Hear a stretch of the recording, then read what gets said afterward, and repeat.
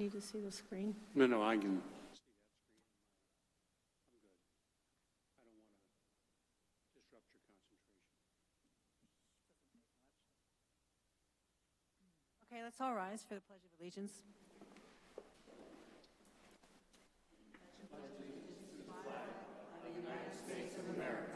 And to the republic for which it stands, one nation, under God, indivisible, with liberty and justice for all. Good evening, everyone.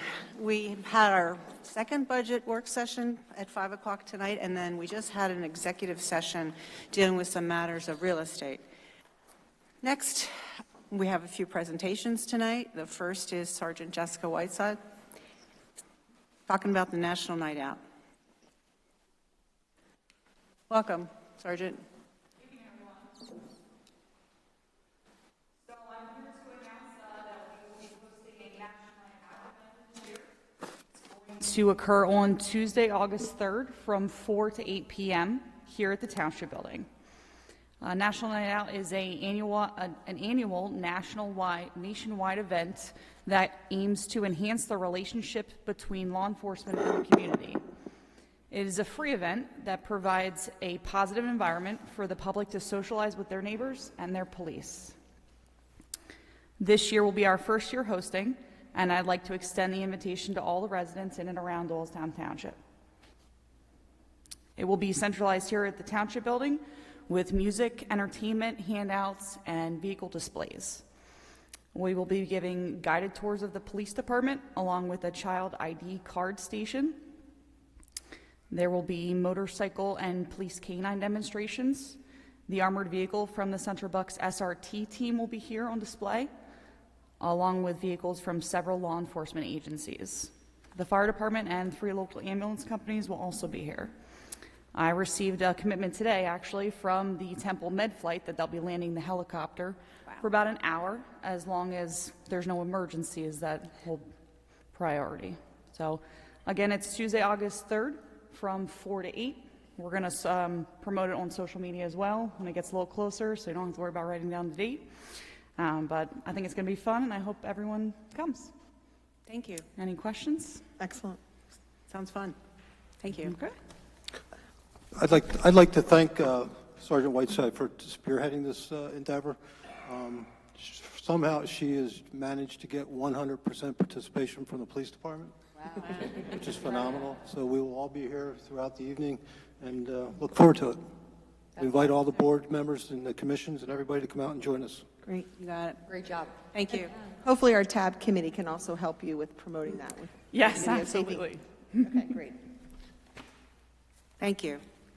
All right, next presentation is we're going to hear from our boards and committees some 3 videos, starting with Bike and Hike. Lynn Goldman, Chairman.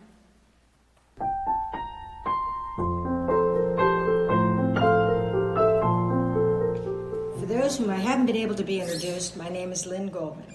I'm very honored to be the chairman of the Bike Hike Committee and to continue to improve upon and expand our trail system as funds become available. I can say with 100% conviction that our trail system is used and appreciated, and in many cases newly discovered.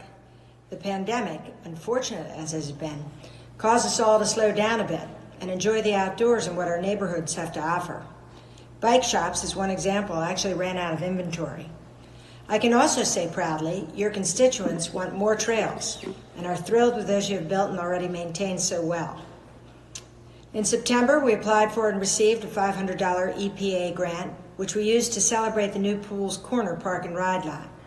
The Run, Walk, Ride guide was geared towards individuals and families to go at their own pace, guided by our handout map with several of the trails and routes listed that were near the lot. We also successfully helped partner with our neighbor on the Neshaminy Greenway Trail between Bristol and Upper State Road.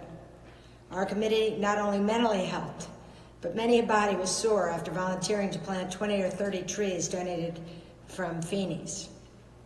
Old New Road continues to be of interest, with thoughts of the best ways to get our kids to school safely and create trails to CB South. And we have the Shady Retreat Trail to be proud of. Work on this should be beginning in the fall and will be a big success story for us all in 2021. Going forward, there are always projects to work on to keep this committee engaged and present. The most pressing, yet exciting, is to show the bike hike system in a mobile, responsive, zoomable map for your cell phone use. I could keep going with the hopes and plans of our committee, and will do so in 2021-22. But soon, if all goes well, you can look for yourself and inspect the system of trails using the new mobile interactive map and give us your thoughts, your great advice. Thank you for letting us continue with this great mission. We appreciate it. Stay well, friends. We have a lot of work to do and look forward to together accomplishing great things.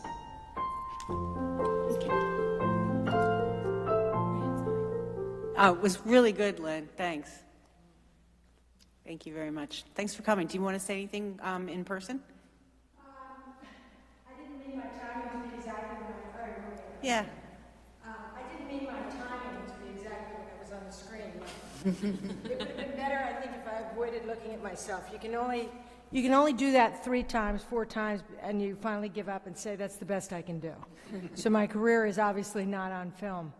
But I just want to thank the board very much for always allowing us to do the trails as you do. I'm on my way here tonight. It's like an absolutely gorgeous night, and I appreciate that your volunteerism, the dedication you show to this community is obvious. And on a night like tonight, I'm sure that there are 1,000 more things that you'd rather be doing than being here dedicating your time to the township. So thank you very much for that. But also on my way here, I saw a pack of 5 kids riding along Turk Road. I saw another guy, single, riding in front of Kutz. And I want to say your trails are working. They're, the community loves them. We've got a map coming up that we're going to show that's interactive on your phones. And you'll be able to finally be in your community. This is for you. You'll be in your community and be able to look at your phone and see where the closest trail is and what it offers you. So that's a really exciting project that we're working on, and it seems like it would be something easy to do, but it hasn't been. So that's our one of the big goals for the year. But thank you. Everything is, I'm appreciative every year that you allow me to do this, and our committee, I don't let anybody retire, we just grow. So thank you very much for all that you do. Thank you, Lynn. And how many years has it been? 25, 26 now? It started in '93, so somebody do quick math. Where are we on that? Wow. But don't announce that because they'll be trying to make me retire. No, not happening. Thank you, Lynn. Thanks, Lynn. On the liaison, I would just say that you really demonstrate incredible leadership, and this family-friendly app is really going to take us to another level. Really excited about it. All right. Thank you. Again, thanks for coming. Kathy Brown, are you going to present live, or you got a video? Okay.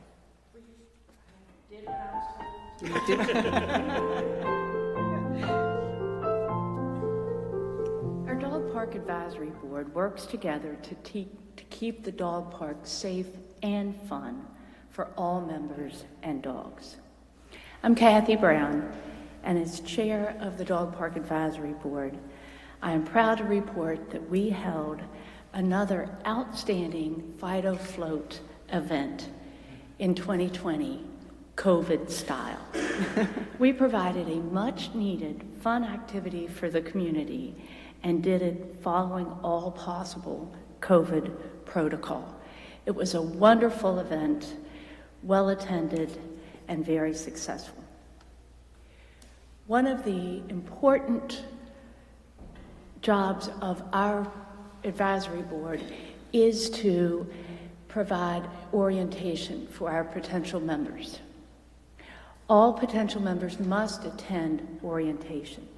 We have completed a new PowerPoint presentation. Our goal was to make a video, but the PowerPoint makes it easier to keep the presentation up to date and easily address the changes and concerns of the dog park. Orientations were adapted to meet COVID protocol with 20 maximum participants. All registration is online, and all orientations have been full. Another accomplishment of 2020 was our new access system is installed and working great. All key fobs were distributed to members, the cameras in the access system have been up and running. The new system allows for remote access and changes to the locking system from the township building. Drainage project that was a huge part of 2020 has been completed thanks to the wonderful guys in the township. The drainage project is working and doing what it should do, and this allows all areas to be utilized. We created in 2020 a survey for our members. It was distributed to all members who provided an email while registering for the dog park. Amazingly, 127 responses were received. Our membership since opening in 2012 has been consistent. As you can see, up until COVID 2020, our memberships returning and our new memberships are basically even. Goals for 2021 for our dog park. We want to utilize our membership survey to identify what we are doing well, how we can improve, and what projects are needed at the dog park. We would like to look at this as an immediate, short-term, and long-term project.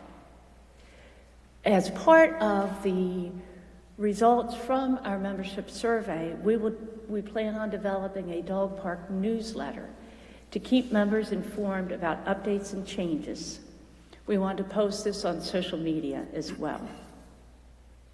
Another big goal for us in 2021 is to incorporate our new dog park orientation presentation into a virtual orientation as well.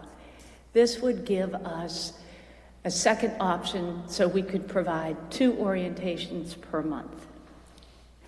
And an exciting goal that we have is to work with local dog rescue groups to potentially hold a meet and greet at the dog park for an adoption event per month.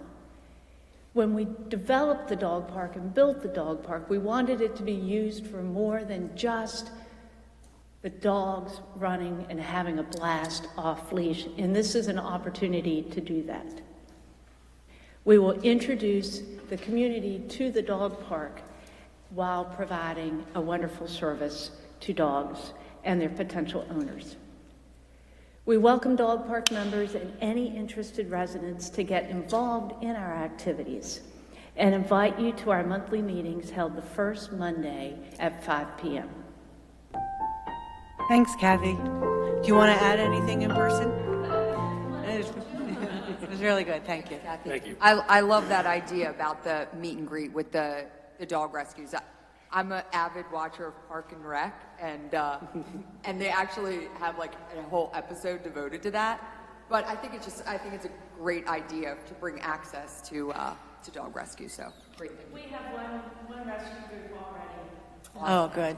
Excellent. And her newsletter's already started, Dog Bites, so it's really...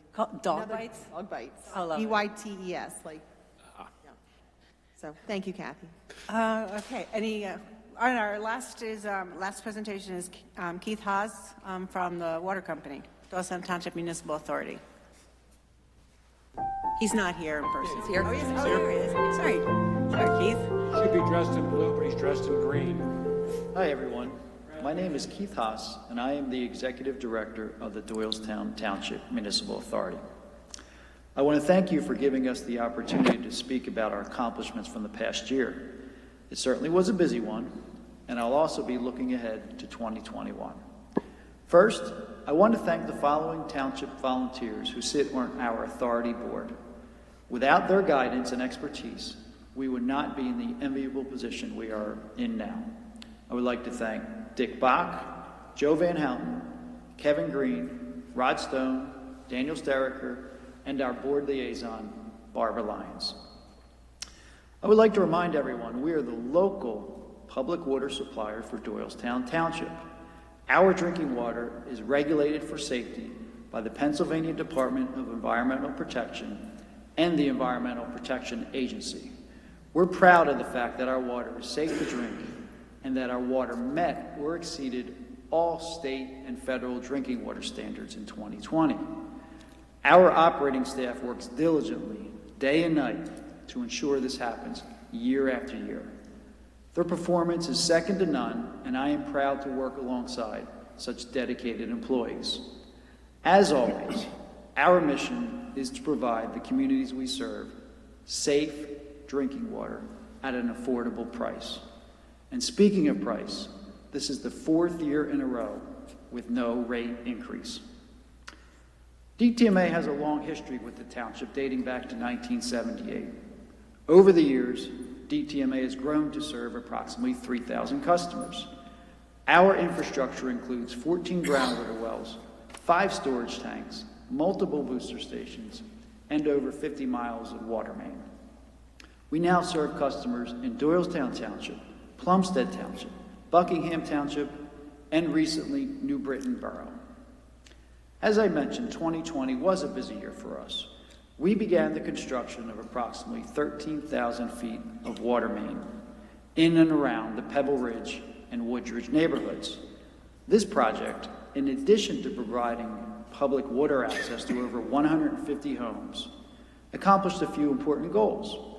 It eliminated dead ends in the system, helped increase system redundancy, and laid the framework for an interconnection with a neighboring water utility. This work has been coordinated with the township's Pebble Ridge, Woodridge, and vicinity sewer project to minimize the inconveniences to the public. In addition, we extended public water to help support various developer-sponsored projects in different areas of the township. Another important project completed was the repainting of our South 1 tank. We were fortunate to be favored with a grant from the Pennsylvania Department of Community and Economic Development to complete this project. Shown here is a before and after picture of the tank painting. Finally, in 2020, we also updated our water master plan, which will provide a roadmap for future authority projects. This will lay the engineering groundwork for future capital projects for years to come. DTMA also continued to collaborate with our neighbors. DTMA was favored with a $400,000 partial grant from a very competitive Department of Community and Economic Development grant program. This grant will contribute to the completion of a very important project. DTMA will extend public water to the Delaware Valley University water system and through New Britain Borough's University Village Overlay District. Construction is scheduled to begin in the summer of 2021. 2021 will be another exciting year for us. In addition to the aforementioned Delaware Valley University water project, we will complete the following. The Pebble Ridge and Woodridge main extensions will be completed by March 2021. DTMA is also planning to begin the design and construction of various pumping station upgrades. These pump stations will be upgraded both in regards to their capacity and their reliability. Finally, I would also like to point out our water superintendent, Scott Mealy, is retiring after 16 years of service. We will miss Scott's calm demeanor and years of experience. We wish Scott well in retirement and will be searching for his replacement in 2021. I would like to thank the DTMA Board and Doylestown Township Board of Supervisors again for this opportunity to present our accomplishments. Good night. Thank you, Keith. That was great. Do you have anything more to say? No, we good? Okay. Thanks, Keith. Thank you. All right, the next item on our agenda is a presentation to the Parks and Rec Community Feasibility Study. MKSD is our architect, and Ballard King, our feasibility consultant, and they're going to be here in person. There they are. They are Sylvia Hoffman, the architect, Ryan Kennedy, the project architect, Megan Henry is the project designer, Ken Ballard from Ballard King is the feasibility consultant. We have met several times, we meaning the building committee here in Doylestown Township, with Karen Sweeney makes up the building committee, Ryan Mannion, myself, Ed Ebenbach, Dave Tomko, and Stephanie Mason. So we've had several conversations, we had lots of meetings and lots of feedback. They've done their work to date, and they've done a really great job. I just want to preview this conversation, this presentation is, initially, when we were talking about a community center, we were thinking of locating it down at New Britain Road area. When we saw the price tag on that location, we rethought the location, and we think it's more economic and feasible to have it where the current tennis courts and basketball courts are. So that's how we proceeded with the options that you're going to hear tonight on the preliminary presentation. So with that, I'm going to turn it over to Ken. Are you starting this presentation? Or I'll be starting it. So Ryan's Yep. starting. Can you hear me? Ryan? Yep. Okay. Thank you, everyone. Can everyone see that slide? Yep. Can do, Ryan. Thanks. On behalf of MKSD and Ballard King, we appreciate this opportunity to speak with Doylestown Township tonight. Tonight's presentation is a product of about 6 months worth of work, like Barbara said. We met with the township's administration, Parks and Recreation Department, and its residents. MKSD was hired by Doylestown Township in 2020 to design a new community center. We understand the township has many active residents who utilize many of the amenities provided by the Parks and Recreation Department. Our task is to provide options to fit the township's desired amenities and budget. First, I'd like to touch on sorry about that, I'm getting some echo. First, I'd like to talk about what we'll be talking about tonight.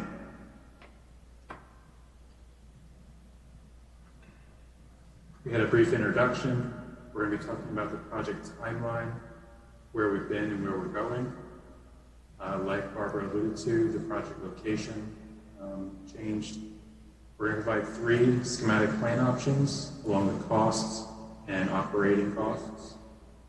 Finally, we'll conclude with a summary, and then we'll be able to take questions after the meeting.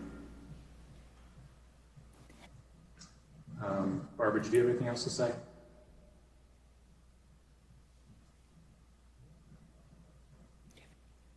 Oh, I'm sorry, I didn't hear you. Are you asking me, do I have anything else to say?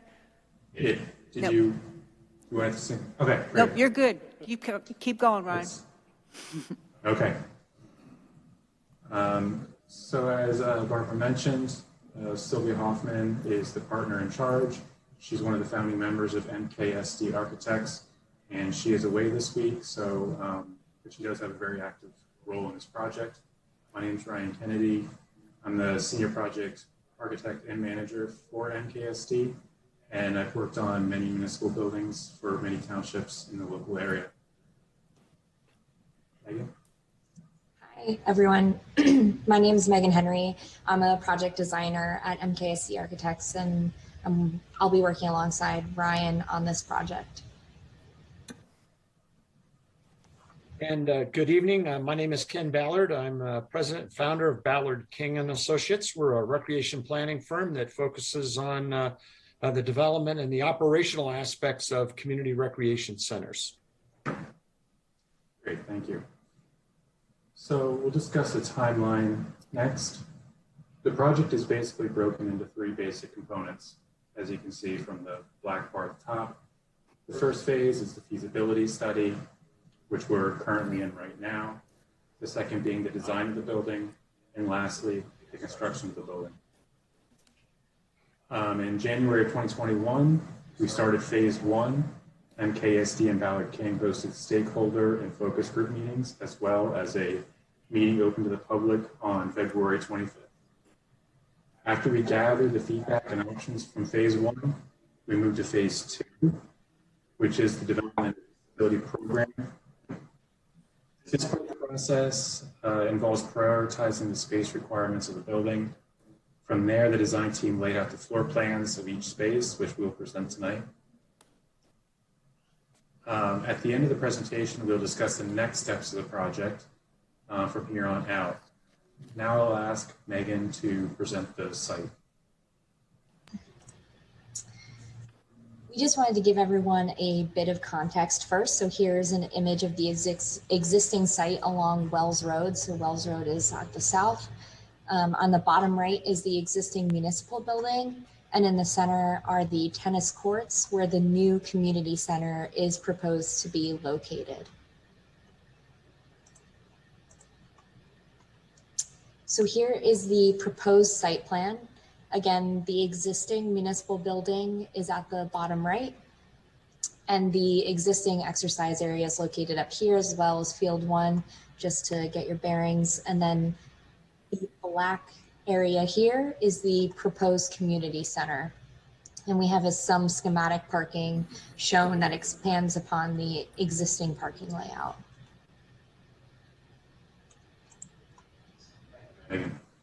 Before the building options, we'll talk about how we got to determine the programs from our stakeholder meetings. First, we talked to Doylestown Township about your existing recreation programs. We asked what types of programs are offered to the residents currently and what types of programs are desired to be provided in the future. Second, Ballard King provided a market analysis to understand what services are currently provided in your area. The information also includes the information we gathered in phase 1 of the project. Lastly, we examined how much the township would like to spend on the new building, not necessarily how much they like to spend on construction solely, but also how much the township is willing to spend for operating the building itself. And Megan will talk about 3 building options.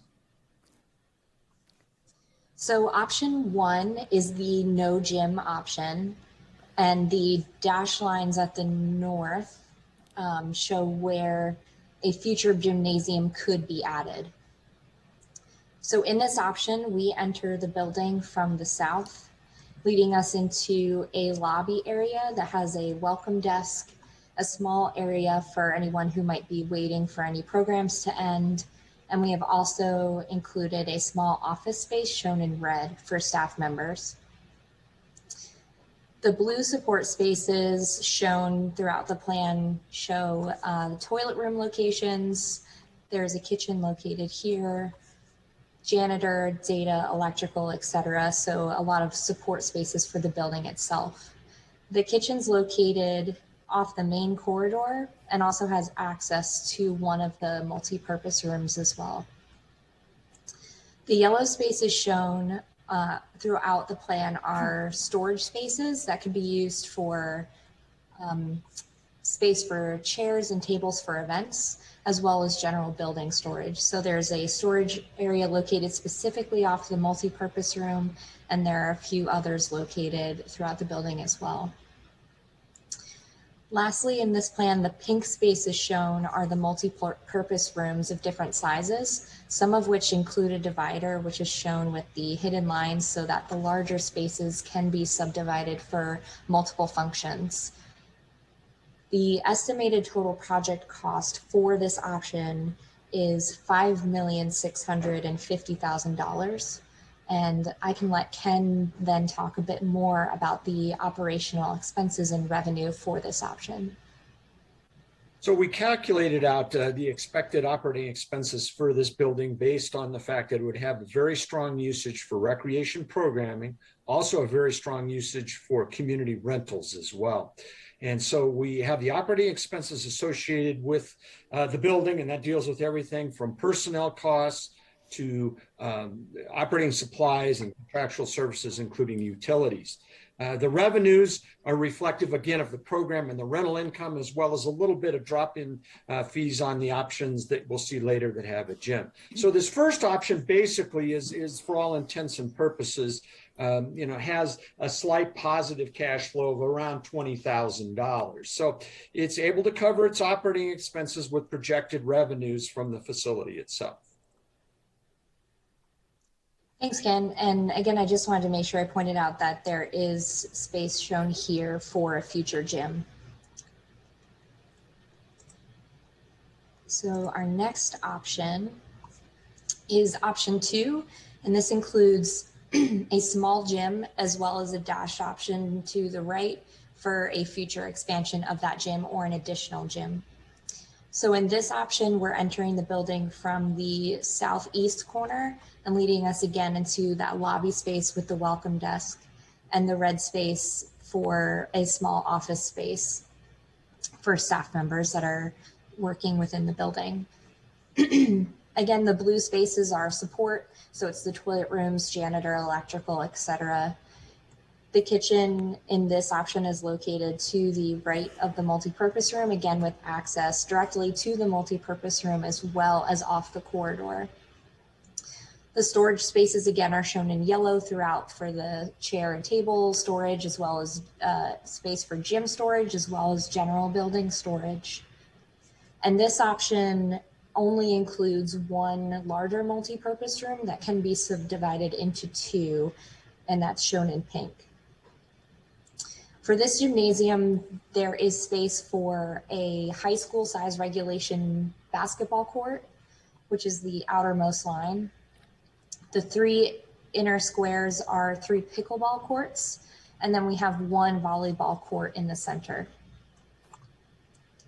The estimated total project cost for this option is $6,240,000. And again, Ken, I can give you the floor to talk about the expenses and revenue. Okay, we used the same approach to estimating expenses and revenues that we did on the previous option. Obviously, the facility now has changed somewhat. While we've added a gym space, we've lost some multi-purpose rooms that we had in the previous option. Again, even the gymnasium space is seen as multi-purpose, especially in this version. So this is adaptable space that can be used for a variety of different types of programs and services that the township may offer. Can also, again, be available for rentals. In this particular case, the cost of operation is slightly higher than the previous version that had no gym. It's about $375,000, but the operational revenue rises as well with that, but not equal to the cost of operations. So it just has a slight, very slight operating loss at this particular point, and so it doesn't quite cover its operating expenses, but it's very close. Thanks, Ken. So our last option 3 includes a large gymnasium.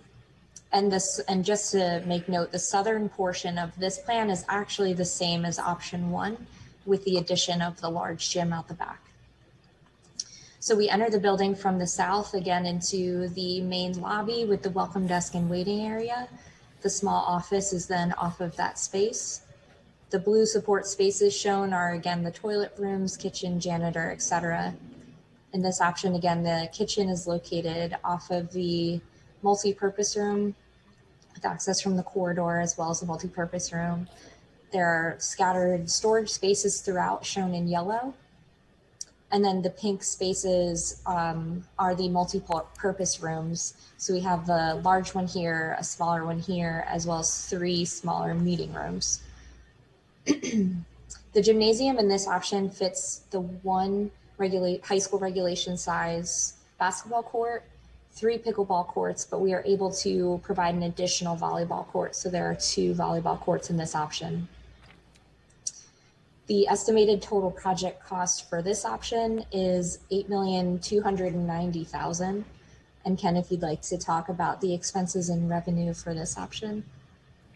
Well, this is the largest option we have. And as a result of a larger gym that's able to be divided into actual 2 usable spaces now, plus the addition of additional multi-purpose rooms that we didn't have in the previous option, we now have kind of a full gamut of opportunities to generate revenues, again, from not only programs, but from rentals, as well as for some drop-in use of the gym as well.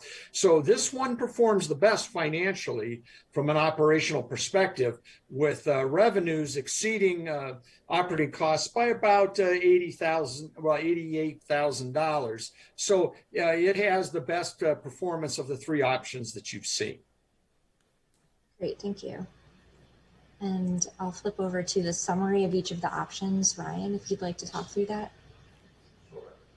We thought we'd provide a slide with a summation of all the options where you can see total square footages compared to each other, total project costs, and the expenses. So option 1 again is the no gym option, It's a little under 12,000 square feet, and it has one medium multi-purpose room and one large multi-purpose room. And the estimated cost is about a little over $5.6 million. The estimated operating expenses, $325,000, and the estimated operating revenue, $345,000. Option number 2 was the smaller gym, a little over 14,000 square feet. This included one medium multi-purpose room and one smaller gymnasium.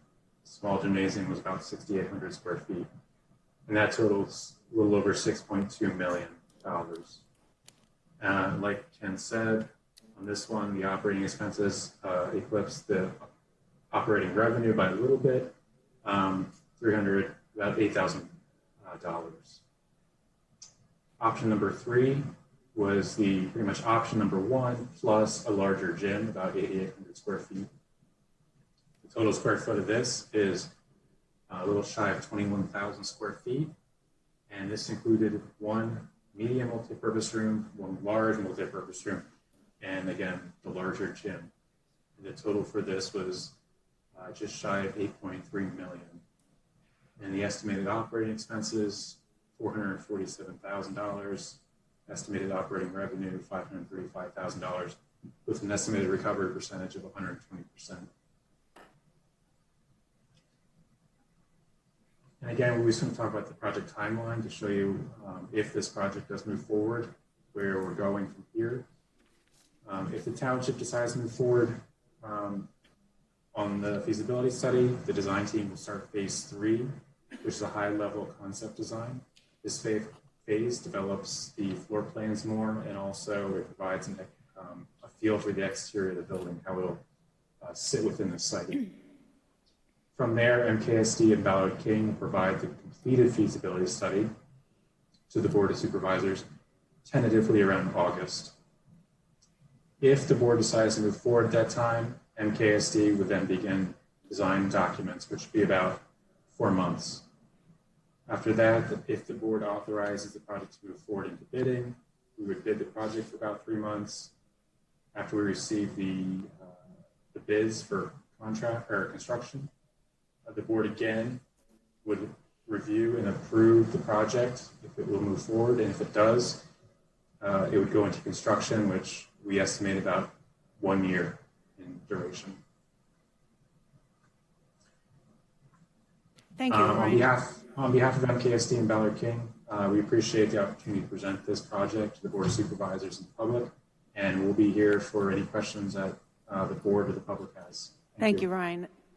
Thank you, Megan and Ken. That was a great presentation. Questions from the board? Go ahead, you go. I had several questions. The first question I had was, as you're aware, we adopted support for the Ready for 100 program with keeping environmental issues in the forefront of our decisions when it comes to becoming 100% renewable by the time 2035 comes around, or 2050, I guess, for all renewables. How has that been looked at as far as the costs in this program or in this project? We're in the preliminary stages right now. Okay. Sorry, I was getting that go. So we are aware of those initiatives. We did meet with all the board of supervisors, and we met with the environmental committee as well. So we are aware of that. The cost estimating at this point is, since the project is such a schematic stage, that it's rough order of magnitude, but we are confident that a lot of sustainable initiatives can be integrated into the building quite seamlessly.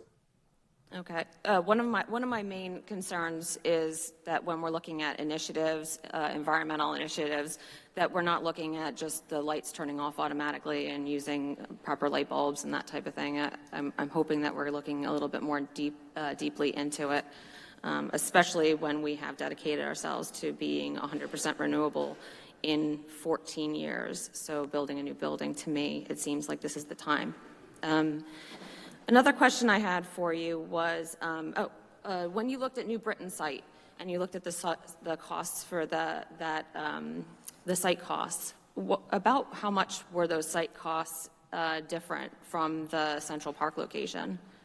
I don't think they looked at this site. They didn't compare sites. They didn't compare sites. What we got was that number, that one budget meeting, I said you have to put a placeholder for $7 million.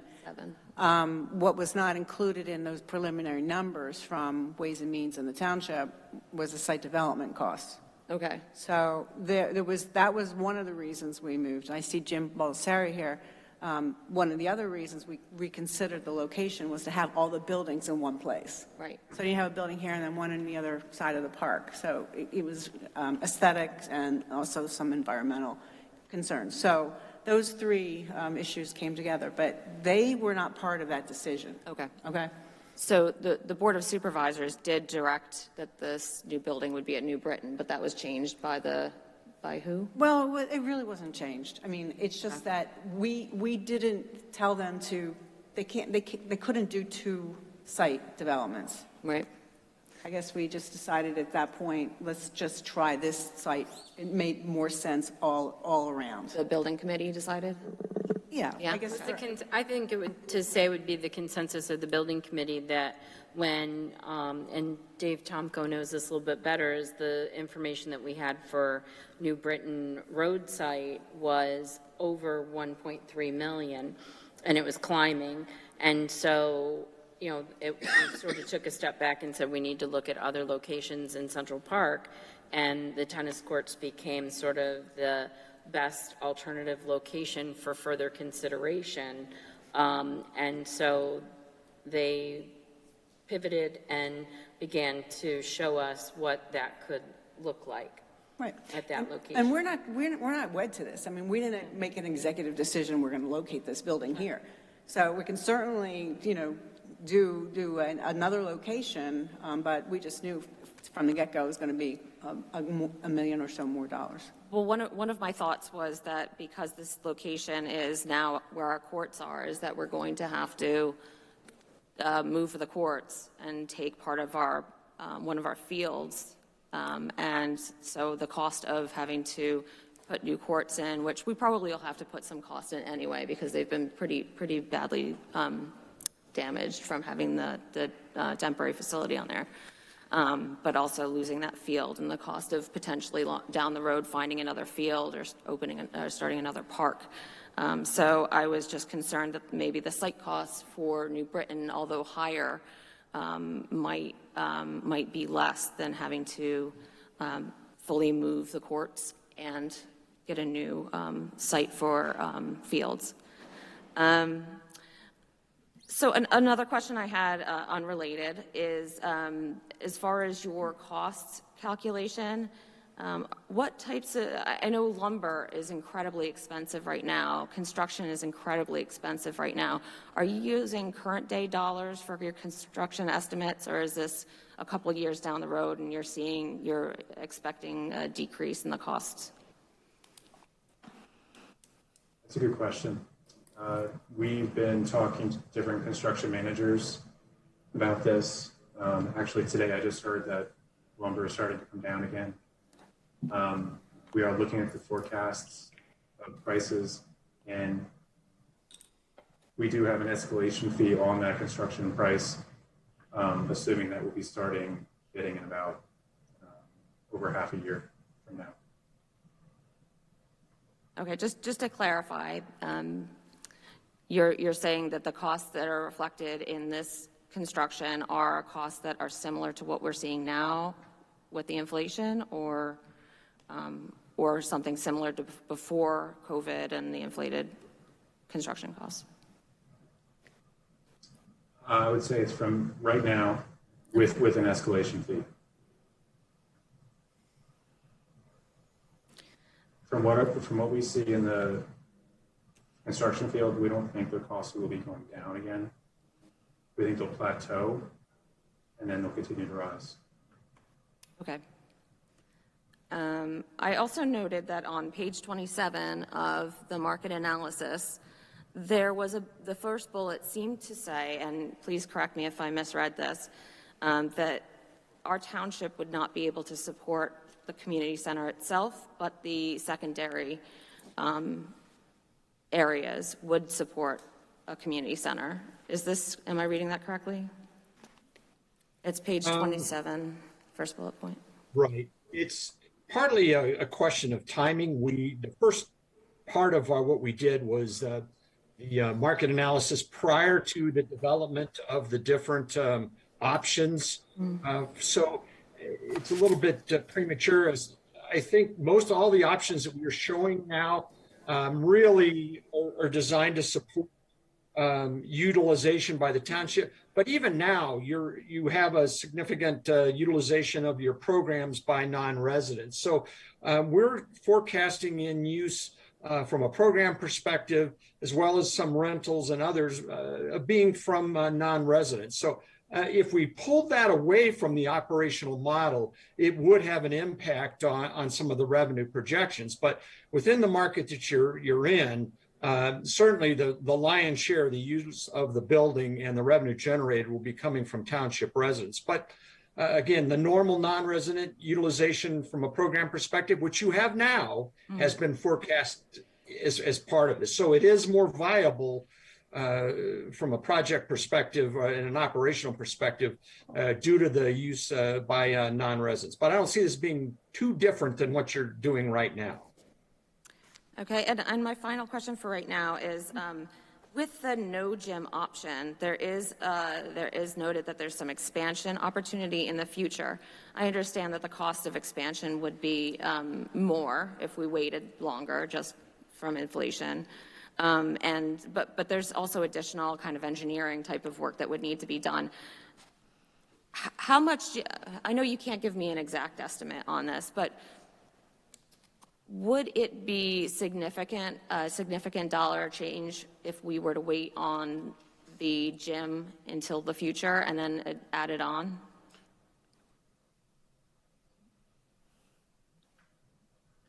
From a cost standpoint, yes. Like you said, based on escalation. However, we have done this before where we build in phases, and if we're just conscious about it, we can do it pretty easily. We wouldn't put any utilities in that area. We'd build, I'm assuming you mean option one. Correct. We build it in a way that could easily be attached to. Okay. Does that answer your question? Yes, it did. Thank you so much. I appreciate it. Nancy, any Great. questions? Thank you. Your market data was helpful. Was there any reason you didn't include lacrosse when you were mentioning sports in our area? Yeah, no, most of our focus was on indoor related activities for the most part, or ones that would be played utilizing a gymnasium space. That could be, again, soccer is part of that.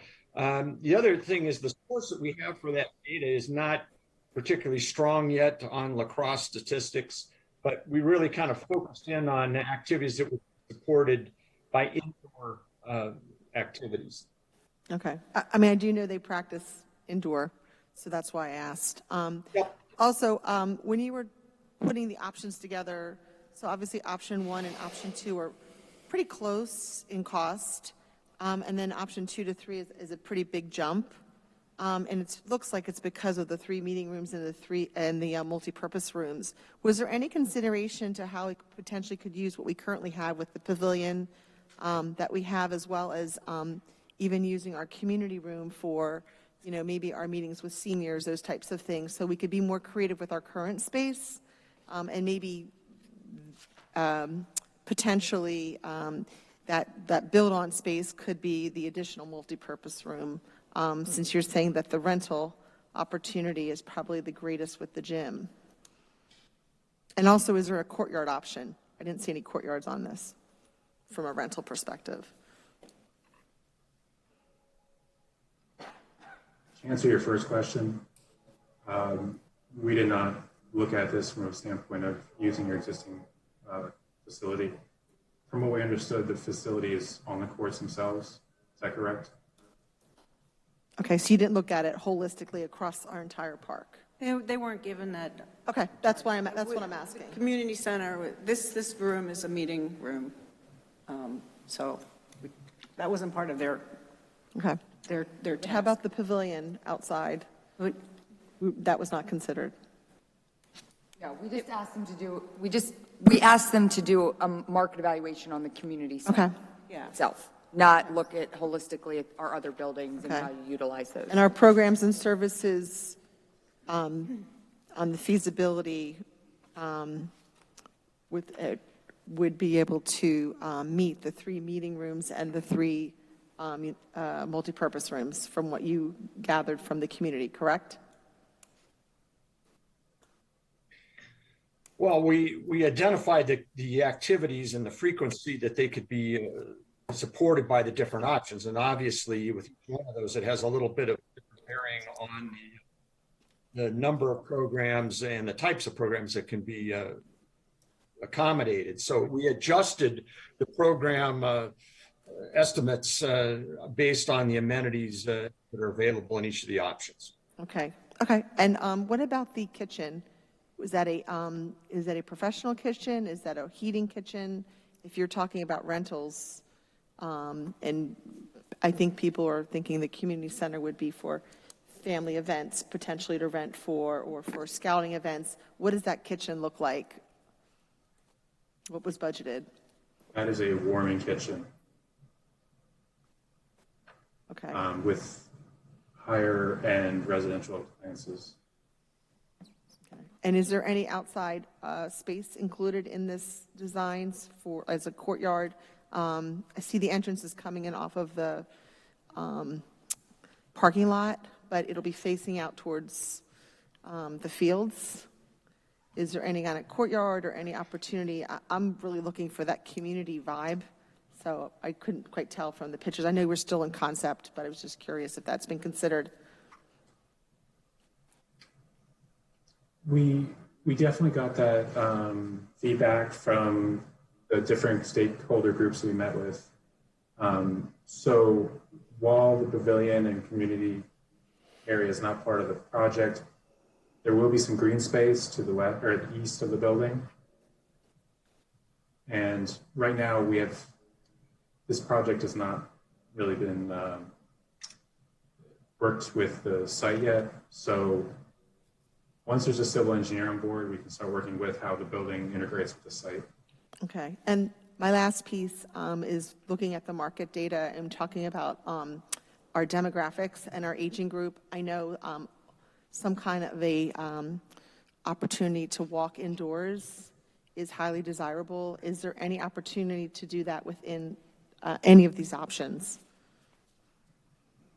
You can certainly walk on grade around the options that have the gym. And it's obvious the bigger gym provides a bigger walking course in terms of walking around the perimeter of the gym. That's done in a number of facilities, in the area already. So you can use it for that. Obviously, you can't be doing a lot of activities in the gym at the same time that you're walking. And so it tends to be during the morning hours when there's less gym use, certainly a little more difficult in the evenings. But there are opportunities with the 2 gym options to have some indoor walking. There's nothing up top above the gym for like a walking included at this point. Okay. Okay, No. Dan, you have anything? Yeah, Supervisor Herring took a lot of my questions, but I have a handful left. That's all right. First off, I want to thank everyone on this team for the hard work they've put in. It's really appreciated. It's a lot of data to go through. So bear with me as I digest all this stuff in front of me. I think one of the biggest questions I have, since this is kind of the first breakdown we're getting price-wise for these different items, is essentially what are we getting for our money for about $5.6 million to 8.2? Are we talking a pole barn kind of structure? Are we talking something similar to the YMCA here in Doylestown? Cinder blocks for the gym, for the walls? I'm just trying to visualize exactly where this money is going to. That's a good question. I'm not familiar with the YMCA in your area, but this cost is for a pre-engineered building. So if this project does move forward, we will start to work with re-engineered building manufacturers to understand what this building could look like. But yes, it is, it's going to be modest. Okay, I appreciate that. Then my next question, I'm the liaison to our Environmental Advisory Council Committee, and one of the things that has been discussed with this building is how we can, as Supervisor Herring alluded to, build in sustainable building practices and build it towards our Ready for 100 project. As part of that, our EAC is working with some of our township staff here to put together proposals and grants taking advantage of state and federal initiatives. Is there a way that the township can proceed to help you integrate that into your project planning for those kinds of items?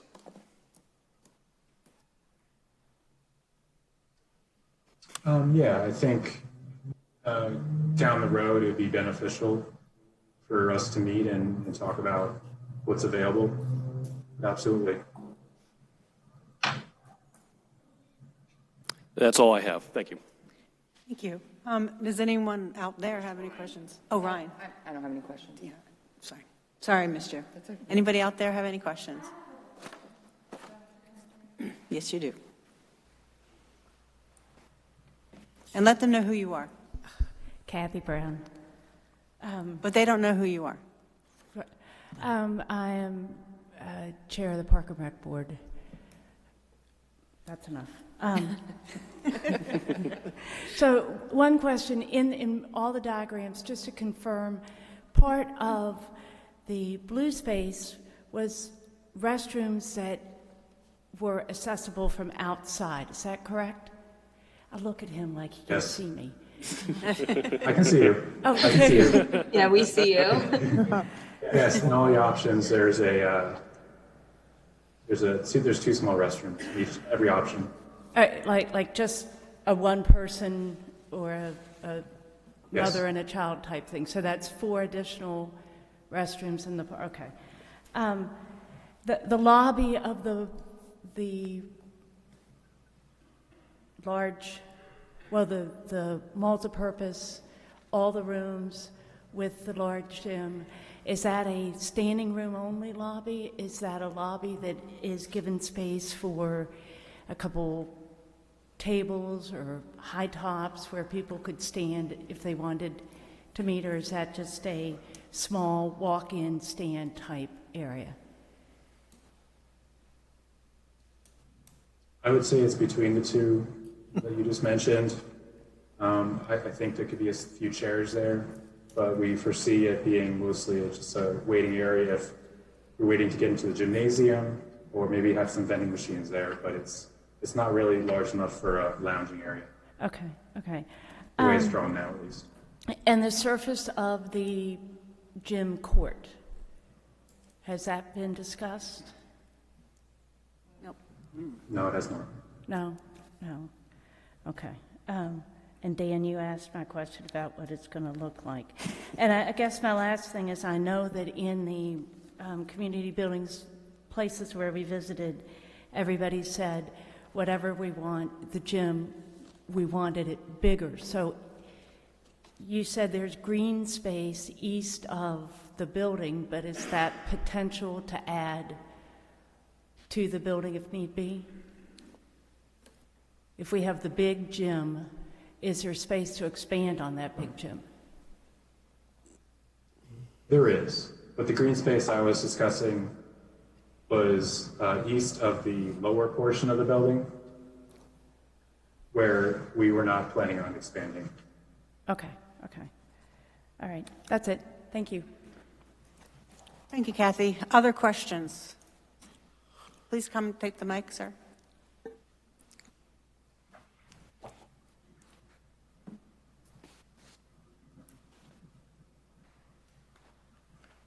Hi, I'm Kurt Sawyer. I'm a member of the Doylestown Township EAC.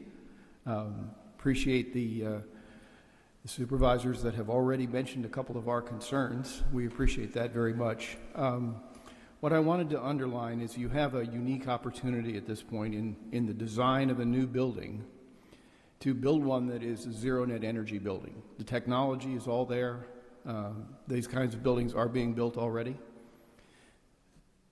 The way I think that should be thought about is not as, well, this is just adding cost to the project, because all of the energy efficiency items that you add to the project will pay back. So they're not like, well, let's add something nice in the finishes. That's just a cost. When you add insulation, when you site the building so that you take advantage of passive solar, when you do the overhangs so that you reject summer heat but you allow in the winter sun, those things all pay back. Solar panels on the roof will pay back. So all of those things, if you design those in at the beginning, number one, you put them in at much less cost than if you have to retrofit them later. And all of those items pay back. So I would urge the board to consider building that into your basic spec as you look at the design of this building, rather than layering it on as a cost item later. That's often not done. I think that's the approach we've been taking. Thank Ryan, you. do you want to speak to that again? Ryan, can No, I agree. Okay. Yes. We'll definitely look at that. And again, this cost estimate is just a rough order of magnitude, looking at costs right now and escalating in the future. So if the project does move forward, the cost estimate will get much granular and be able to analyze all those initiatives that you're discussing. Great. Thank you. Thank you for the support of Ready for 100. Thank you. Other questions, concerns? Okay. Raise their hand out there. Two more. Karen and Miss Britton. Oh, okay. Sorry, I didn't see them.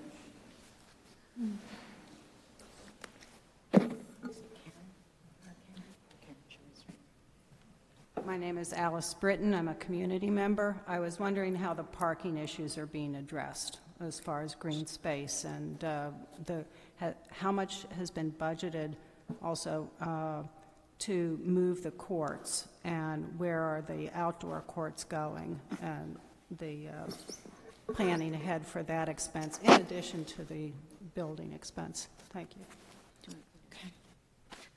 Yeah, there is a number for moving the courts. I don't have it in my hands right now, but I think there's 530.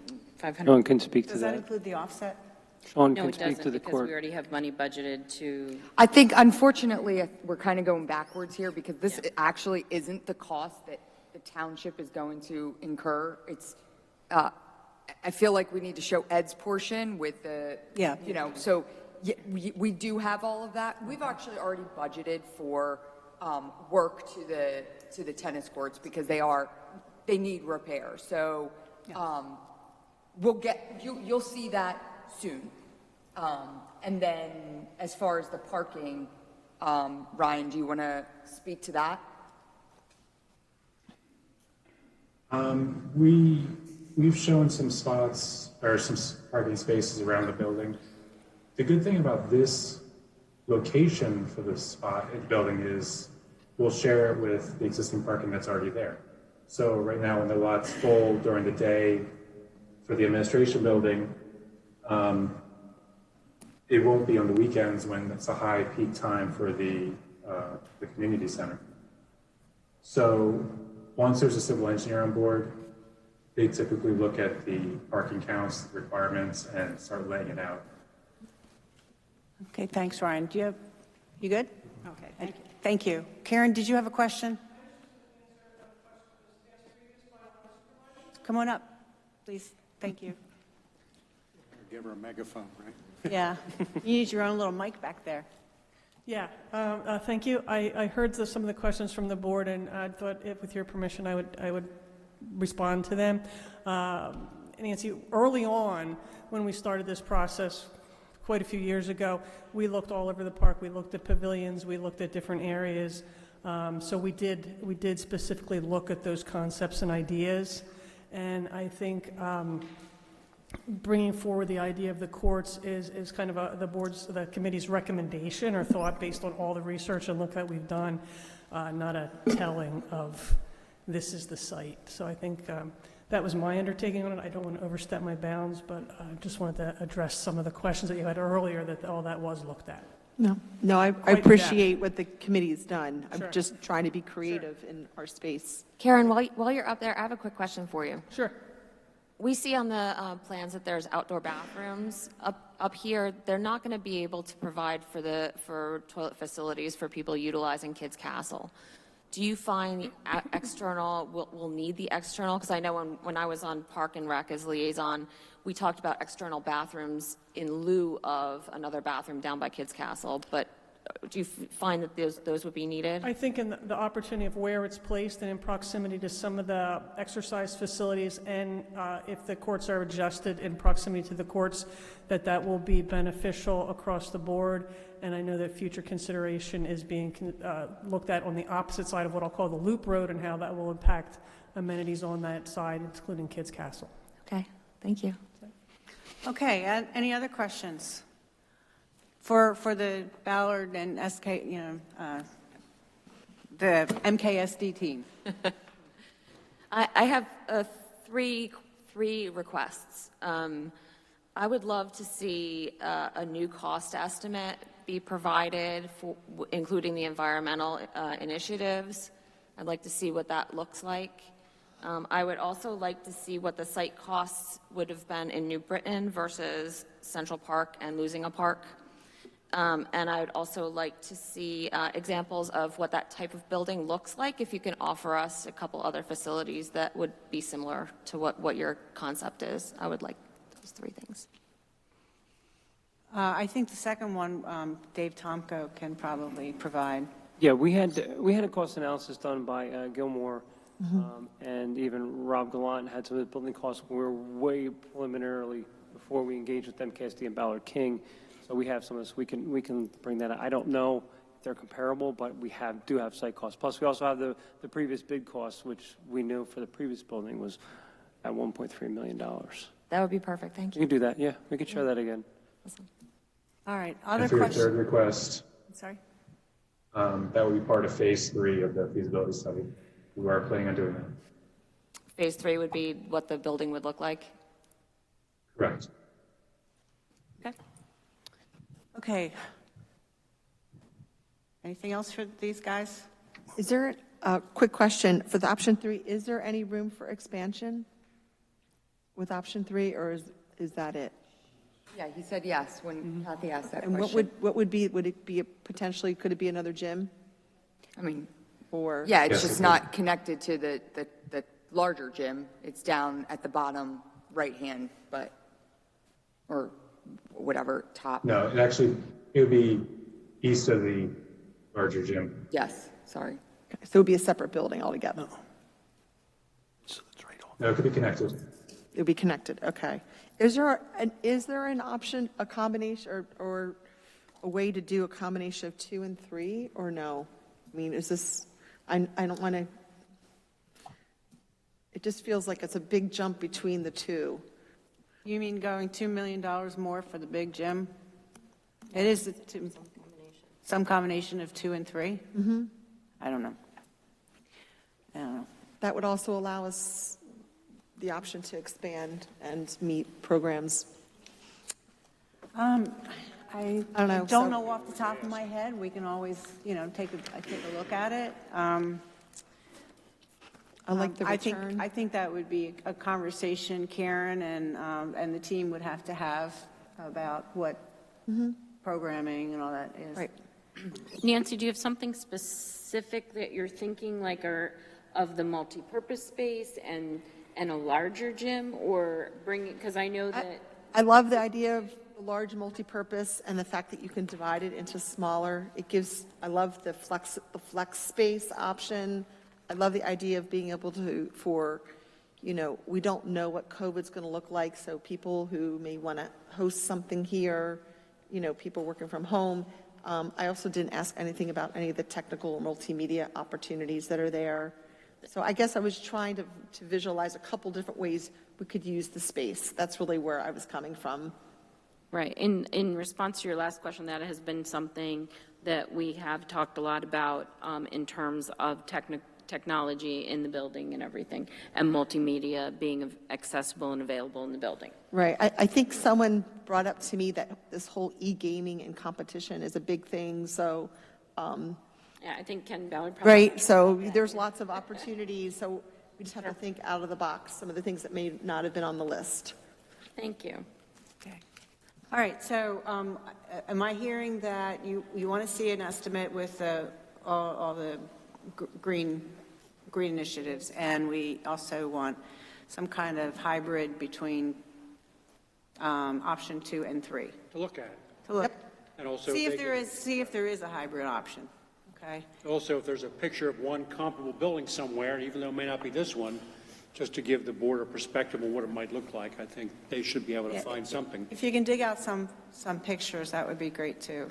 And on the comparable building side, as Jen alluded to, I know it's really hard to give an estimate for what adding the gym later would cost, but you mentioned having done that previously. If we could see previous examples of the price structures, what they initially paid and then what they paid to add the gym on, I think that would give us a better idea as well. And can we find out what it would cost to put a walking at the top of the gym? Do you guys know off the top of your head what a second floor would be, which would be a walking track? A walking track? It would be significant. Because you need an elevator, Nancy, because of ADA compliance. Thank you. Thank you. All right. And also, just so, I mean, again, that was something I was like big on in the beginning. It was not something that was big in the community meetings, you know, and that's kind of where we got to the 3 options we're at now, right? So, and I know you guys have molded all through, so I'm just asking because I was I appreciate looking at it, the but demographics, and I appreciate all the work to get to this point, and I don't take that lightly, believe me. It was a lot. Thank you. I just want to have a question, clarification with Dan and Ryan Kennedy on the call. Ryan, you made a comment about you've worked with clients that have phased, and so done something where you did the initial project and then phased later. How typical of a gap is there when we're saying future? I'm trying to gather, is that phasing, in my mind, phasing is like a year or 2. Future to me could be 10 years. I think that's a fair distinction. Are you looking for something in between or just either examples of whatever they have at this okay, point, to be honest. that's I fine. think that you can't project 5-10 years. I think Dan was asking if you did it in separate projects, what did it look what like? it would be with the Yeah. incremental cost. Yeah. You never know what it's going to be 1, 2, 3, 4, whatever. It's going to be a different number. Yeah, I think that's fair. If Yeah. they have examples, if they've done projects like that, like just give us an idea of what that looked like. And are we going to have any issues with our lobby if parents are bringing children potentially to a building with a gym? Will there be a place for them to go? Yeah, there's space concerns, Nancy. Right. If you're going to take space for a lobby, then you're taking space from a meeting room. So, I mean, that's all kind of Right, balanced that's out. why I was asking. Yeah, that's all balanced out. I mean, if we build a larger facility, maybe you have more lobby space. But that, based on... I mean, I think, yeah, I'm sorry, Barb. I think one of the things we should be looking at is less about how everything's configured and the square footage. It's, you know, I mean, I think we can turn, you know, the gyms are one thing, but inside the meeting rooms, we can configure them in we're looking at 11,000 square feet, 15,000 square feet, 21,000 square feet. Like, that's kind of what we should be looking at versus like how big's the lobby versus this meeting room versus that. And I'm trying to visualize how their spaces are going to be used. And I guess that's where some of that feasibility information, that's why I was trying to understand the programs, how the community will connect and use the space. You know, like I said earlier, our teen programs, if you look at our pros plan, have been really light, and teens are a tough group. It's like herding cats. So, you know, that drop-in space to me is something that's particularly important. We all know that allows kids to stay out of trouble. So I'm conscious of that. So I want to make sure that we have opportunities for kids to be able to come and collect and for parents to be there and know that their kids are safe. And obviously, like I said, I'm just trying to understand that feasibility and how the spaces and programs will use. I also think with COVID, programs and services we offered before may change and be a different fit, and we don't quite 100% know what those are going to look like. So, I mean, that's just my opinion. Okay. I just had a question. Sure, Colleen. I just want, my name's Colleen Mullen. I'm a resident and on Ways and Means Committee. So if I just jotted down notes from the three options, and we were talking about space. So Barb had mentioned it's about $2 million additional for one more gym. For a larger gym. For the larger option, right? Right. So that is still one high school regular basketball, 3 pickleball. You're essentially adding a volleyball space, is that? And then you're adding multi-purpose. So you're adding 6,000 square feet, but you're really only getting one more volleyball. And the ability to divide it, I think, is the other part of it. Ken, do you want to speak to that? Is that, I was just trying to clarify. That's fine. Yeah. Yeah, the difference in the sizes of the gym from the options that we've shown are not that dramatic. I mean, we're going from the smaller gym, which is basically 6,500 square feet if we round it up, to the larger gym being basically 8,000 square feet. So we're talking about 2,500 square feet. So yes, we're getting more usable space, but it doesn't give you, we can't fit a whole nother full-size basketball court in there. That's where, when Megan was talking about, we have the ability, because of adding that square footage now, to get in, 2 volleyball courts where the other version had 1. So we're getting an incremental increase, but we're not doubling the size that allows us now to add a whole nother full-size basketball court. It's still, when we look at, while courts are important, that use of that space can be in a variety of different ways. Get a lot out of that space, that extra 2,500 that's not necessarily related directly to court sports. We get a lot of other things we can do with it, but it's not a large, we're not doubling the size of that. I mean, as an example, a basketball court, a full-size basketball court, as I recall, is almost 5,000 square feet. So just the court itself. So, we'd have to really increase the size of that to appreciably, add basketball court space. Right, so I guess in follow-up then, my question is, you're adding almost 6,000 square feet in option 3. So it seems as if that's actually added for multi-purpose space, correct? Both. Not really a bigger gym. No, you're getting a bigger gym. Well, 2,500 or so is a bigger gym, so the remaining would be more multi-purpose space. Okay. Correct. That's what I was trying to clarify. Thanks. Thank you. Anybody else? Okay, so we can say goodnight to these folks. We have some more work for you to do. Sounds good. And we'll touch base, I guess, soon.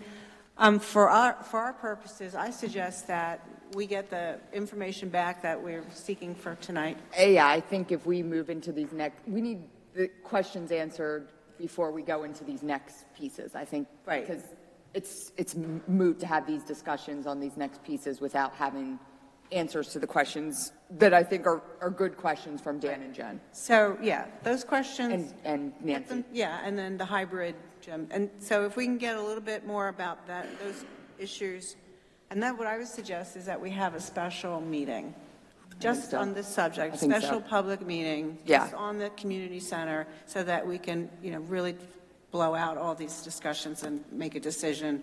Yeah. So they can proceed as well, right? If that's what we want to do.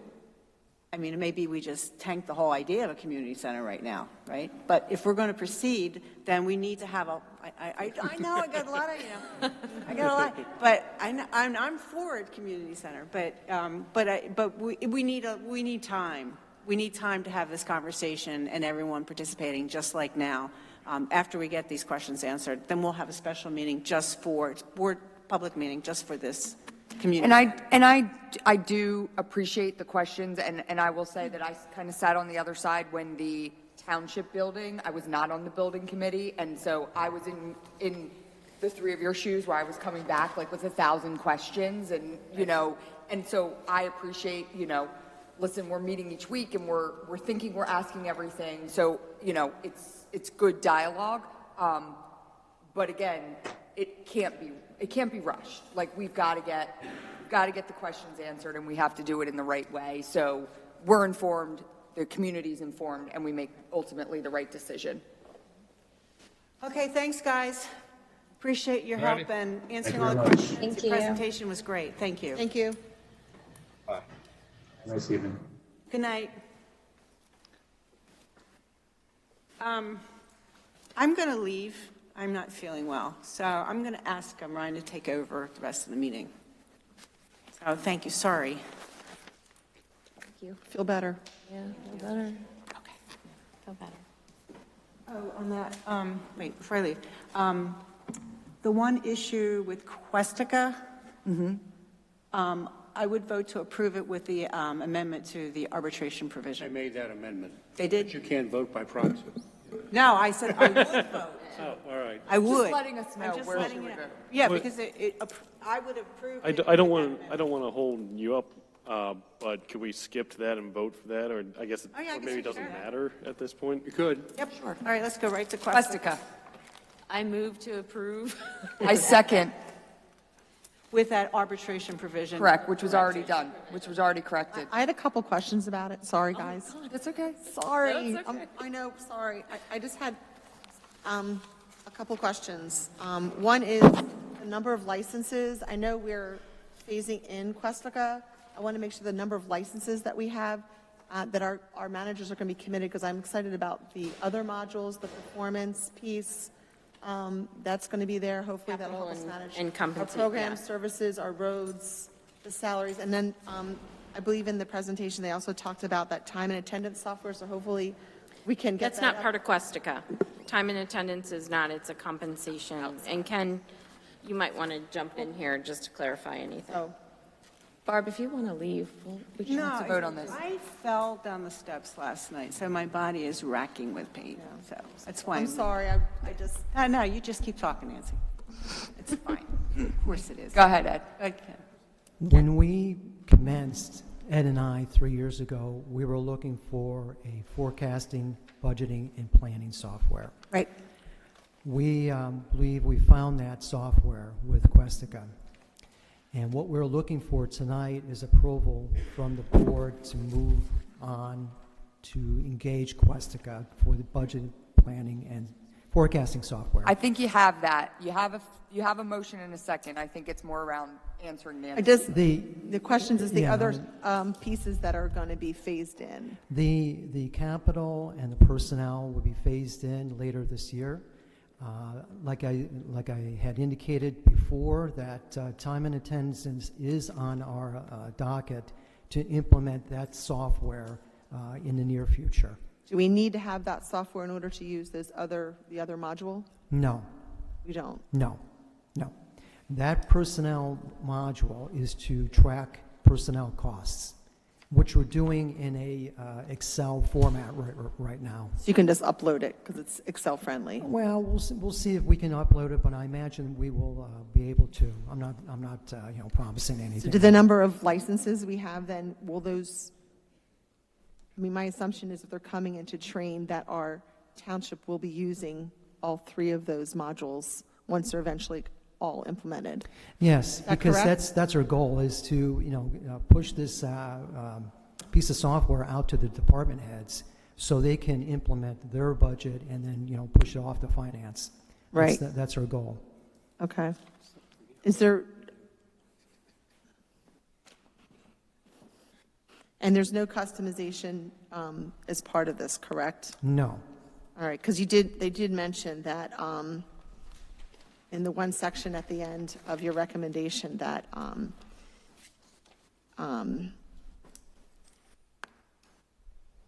they won't completely know if Questifa's capabilities will fit our needs. And was a little concerned about the third part of your recommendation, so that's the only reason I asked. Well, Ed and I are under no illusion that, this will be the be-all, end-all as far as our current situation is concerned.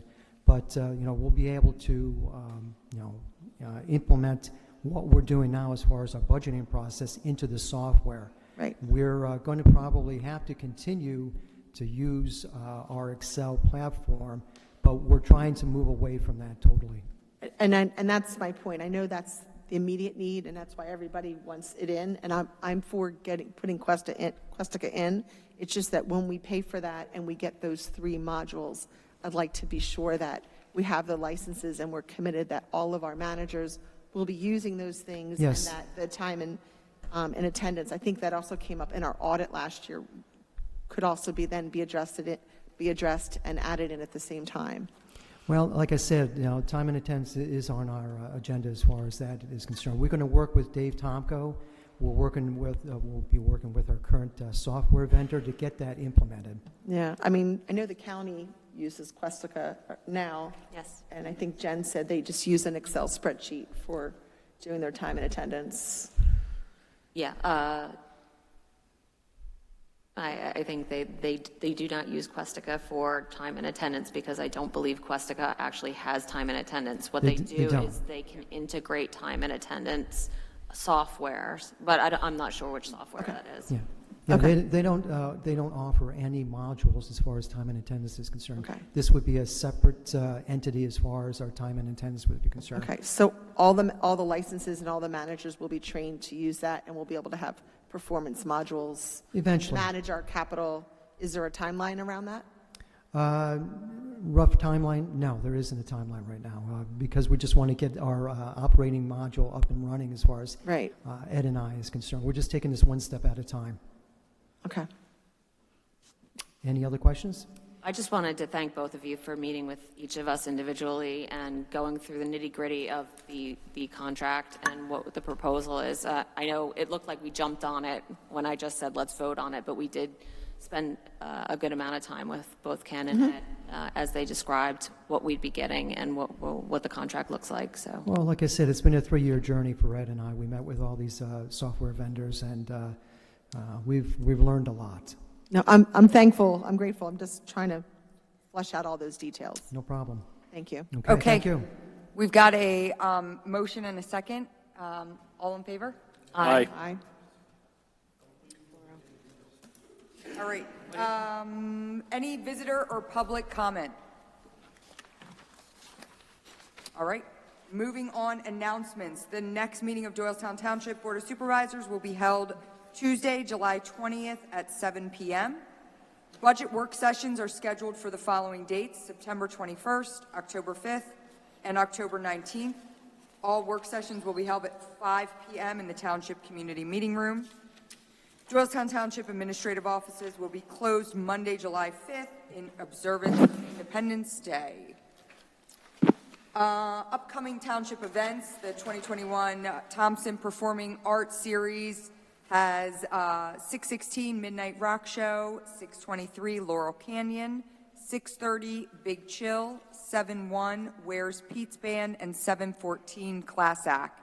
And kickoff for the new beer garden will be held on July 23rd. No, June. Or June 23rd. Excuse me, June 23rd. All free concerts will be held at the CNN Amphitheater in Central Park. No indoor location provided for bad weather. Please contact doylestownrec.com for up-to-date schedules and information. Our annual golf outing will be August 23rd at the Doylestown Country Club. For further information, again, go to doylestownrec.com or contact our administration offices. Leaf and yard waste recycling the first and fourth Tuesday from 9 a.m. to 2 p.m., as well as the third Saturday of each month from 9 a.m. to 11 a.m. Drop-off site is located at the New Britain Road entrance of Central Park. Please visit the website for more information. And the 2021 Bucks County Household Hazarded Waste Collection events. Registration is required for these. Register at the website buckshhw.eventbrite.com. You can also contact our administrative offices for that website again to register. 626 Central Bucks at CB South in Warrington, August 14th at the Bucks County Technical High School in Bristol Township, and October 30th at Strayer Middle School in Richland Township. And moving on, the minutes approval for the regular meeting of May 4th, 2021. Did everybody have a chance to look at the meeting minutes? Yep. Yes. Anybody have any questions, changes? No, I move to approve the meeting minutes for the regular meeting. I'll second. Okay, all in favor? Aye. And for the special meeting on May 28th, 2021. Everybody have a chance? Yes? Yes. Any changes, comments? I will move to approve the special meeting minutes for May 28th, 2021. And I'll second. Okay, all in favor? Aye. Correspondence, the Park and Rec Board resignation for Mary Ann Bowman.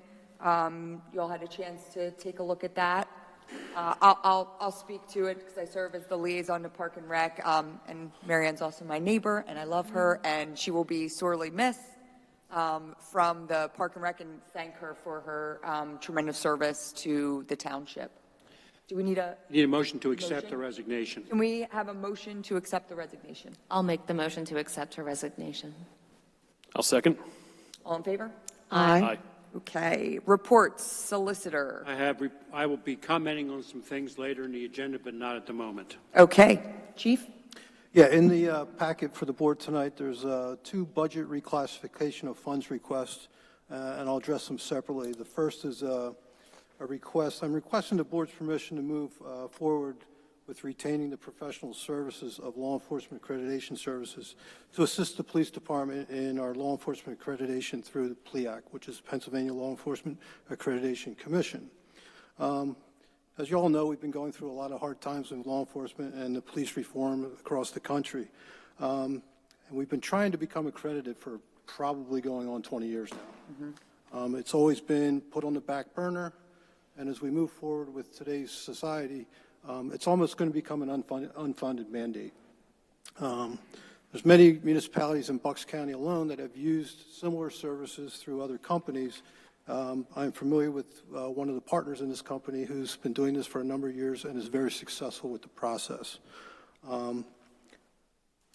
The reason I'm asking you to do a reclassification of this funds is I don't intend to increase this year's budget. I'm going to find funds through one of our other line items and reallocate it to this year. What's important to understand is if I do it this year, I will be asking for funds to move forward to pay the balance of the 2/3 of the cost, which is, I think, it's approximately $32,000. I'm asking to reallocate $10,000 this year, the balance over the course of 2022. So I need the board to understand that if you allow me to reclassify this year, that the $22,000 I have to add to the budget next year. The way things are going in law enforcement, like I said, Delaware Valley Insurance Trust, who we are a member of, strongly encourages police departments to become accredited. It is probably the single most cost thing to hurt a township. If we get law enforcement, we're sued or whatever it may be.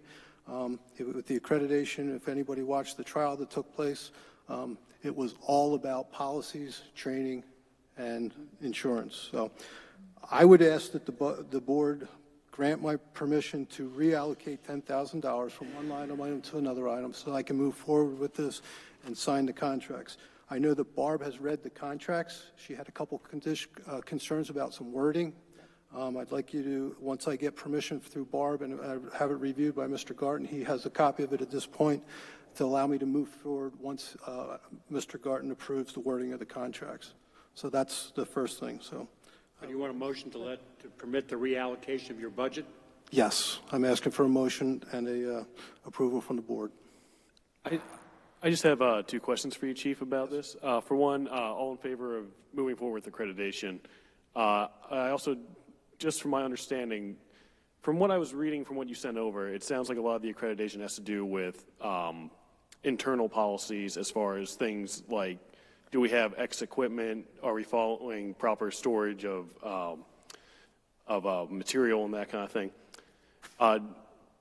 Can you give kind of an overview of what accreditation covers in addition to that? Does it also involve like how we interact with our residents and that kind of thing? Yeah, there's over 120 different standards that we must meet. When accreditation first started, it was probably in the 80s.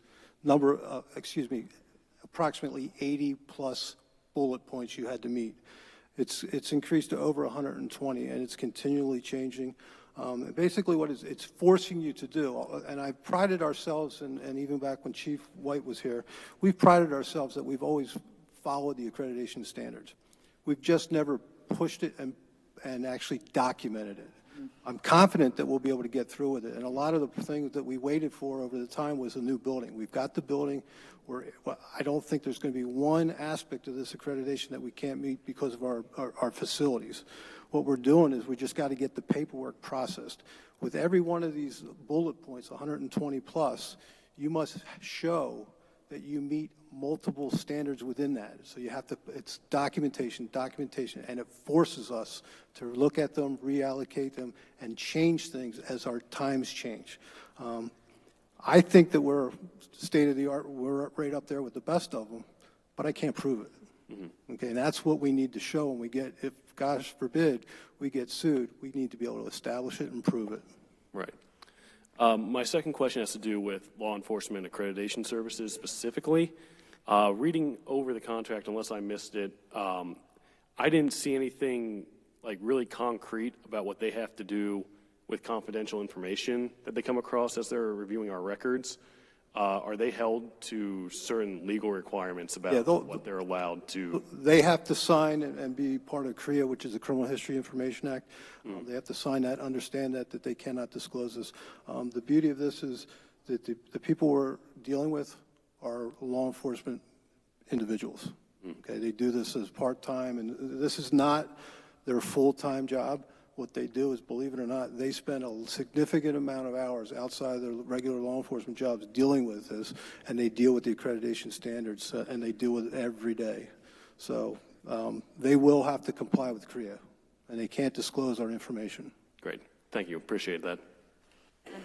Just to let you know, I've reached out to other supervisors in different regions, and if they are going through accreditation, they oftentimes either have a dedicated employee officer that handles all that work, or they hire a service such as this. So it's not out of the ordinary to have somebody help our department walk through the steps. And I think it's a wonderful idea. I'm really excited that we can finally get this through for you, Chief. Great. Anybody else? All right. Can we get a motion? I'll make the motion for the police budget funds to be reclassified according to Chief's request. I'll second that. All in favor? Aye. All right. Victim Services Unit. The next one is the Victim Services Unit. You may have seen in the newspaper that the Central Bucks Regional Police Department spearheaded and was able to get a grant through the IACP, and they teamed up with Buckingham and Plumstead Township to provide a Victim Services Unit. Doylestown Township has always had a relationship with NOVA to provide our victim services. I had an opportunity to speak to Chief Knott, who spearheaded this grant that they obtained, and he explained to me, and they really expanded it and are making it much available to many, many more victims, and to help them through the entire process, not just the initial trauma that's most times that NOVA comes out to.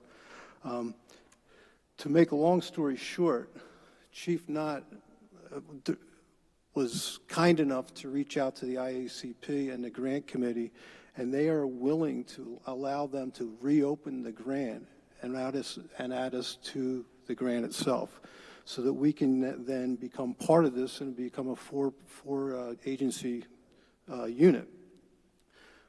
What would happen is the Central Bucks Regional Police Department would be the primary law enforcement agency that will technically employ 2 part-time individuals, one of which or both of which will share time in our building. They will come, they will interact with our officers, and they will be responsible for reaching out to victims to assist them through the legal process. If anybody's been a victim of a crime or you've ever had to go to court and you've gotten a victim witness statement, they would actually help you fill out that form and help through the entire process. Although it's not anticipated, there is a chance that by joining, we may have to pay some overages.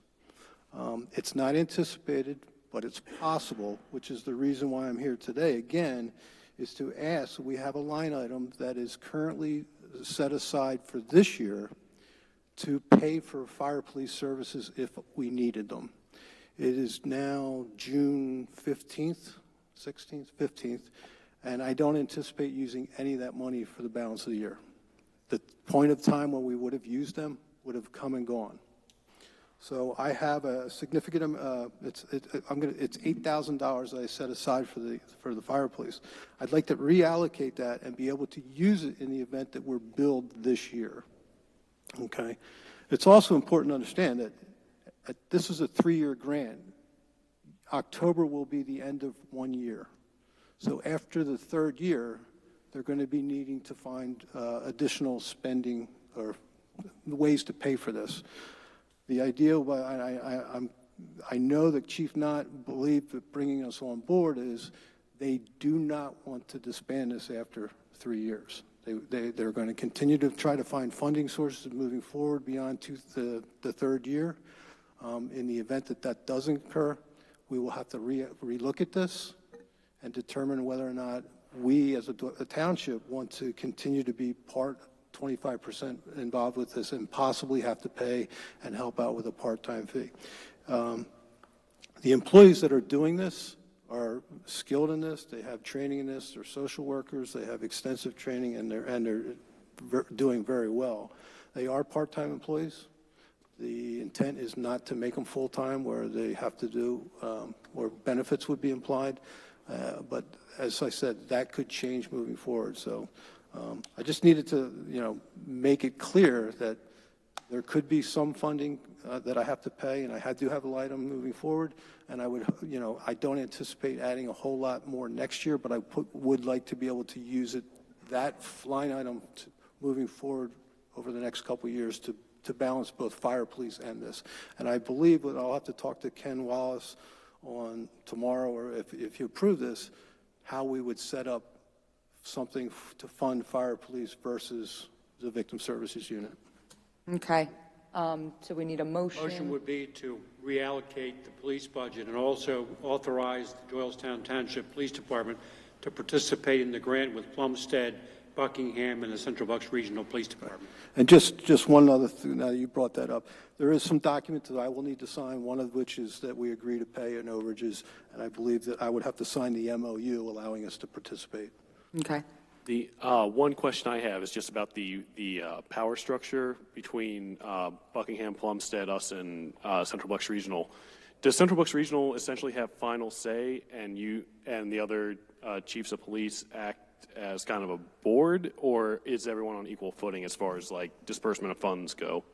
They are the lead agency, and they will have control. The majority of the time spent by the part-time employees will take place in their building. To be honest with you, I am okay with that. I am in no way, shape, or form going to try to dictate what these individuals do. I do know that they're capable. They're going to be able to provide a better service than our officers can because of the call volume we handle. This is a win-win at this point in time, and I am thankful that Chief Knott has reached out and opened it up to us. I have for the $8,000 reallocation this year, what are you looking at the potential costs for the other years? I wouldn't anticipate changing anything. I would just want to say that $8,000, if I have to create a separate line item next year, it'd be 50-50, because I'm going to be honest with you, that $8,000 has always been there, and majority of it has been given back every year, if I'm correct. Okay. Well, I'd like to make the motion to reallocate the funds, and do I do a separate motion? Or you can do it all the same. And I'd also like to make the motion to join the grant with the other agencies to provide the service. Okay. Good? And I'll second the motion. And- I'll second that really long motion. And just before you take your vote, just, I don't want anybody to Don't be... snatch defeat in the jaws of victory, Chief. Chief Knott has to, again, he brought it to me. I told him I had to come to the board. Then he will go to Plumstead and Buckingham to get their blessing. So Understood. Got it. Understood. We're blessing one. Okay. We don't anticipate a problem, but All the motion was to authorize participation. Right. Thank you. All in favor? Aye. Okay, thank you. Township engineer? Nothing to report. Oh, you had one more? Yes. I'm sorry. Go ahead. I apologize for the board for, I hope I didn't overstep my bounds, but with the, I guess, opening up of Pennsylvania, we have began to issue solicitor's permits. I understand that there's a couple people sneaking around the township that are not permitted right now. We have 2 permitted solicitors that are going around the township, and I believe both have to do with ice cream. So if you're hungry, they can come door to door. However, anybody else, if you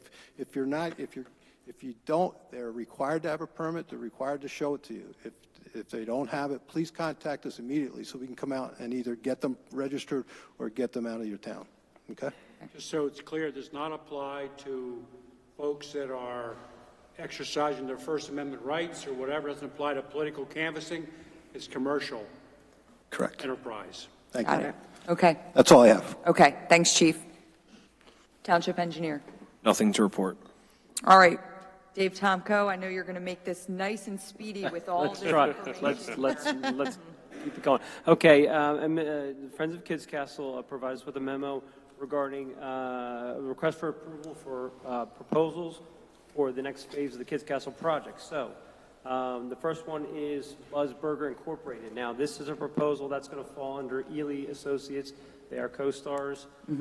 So the first is for Buzz Burger for $9,770.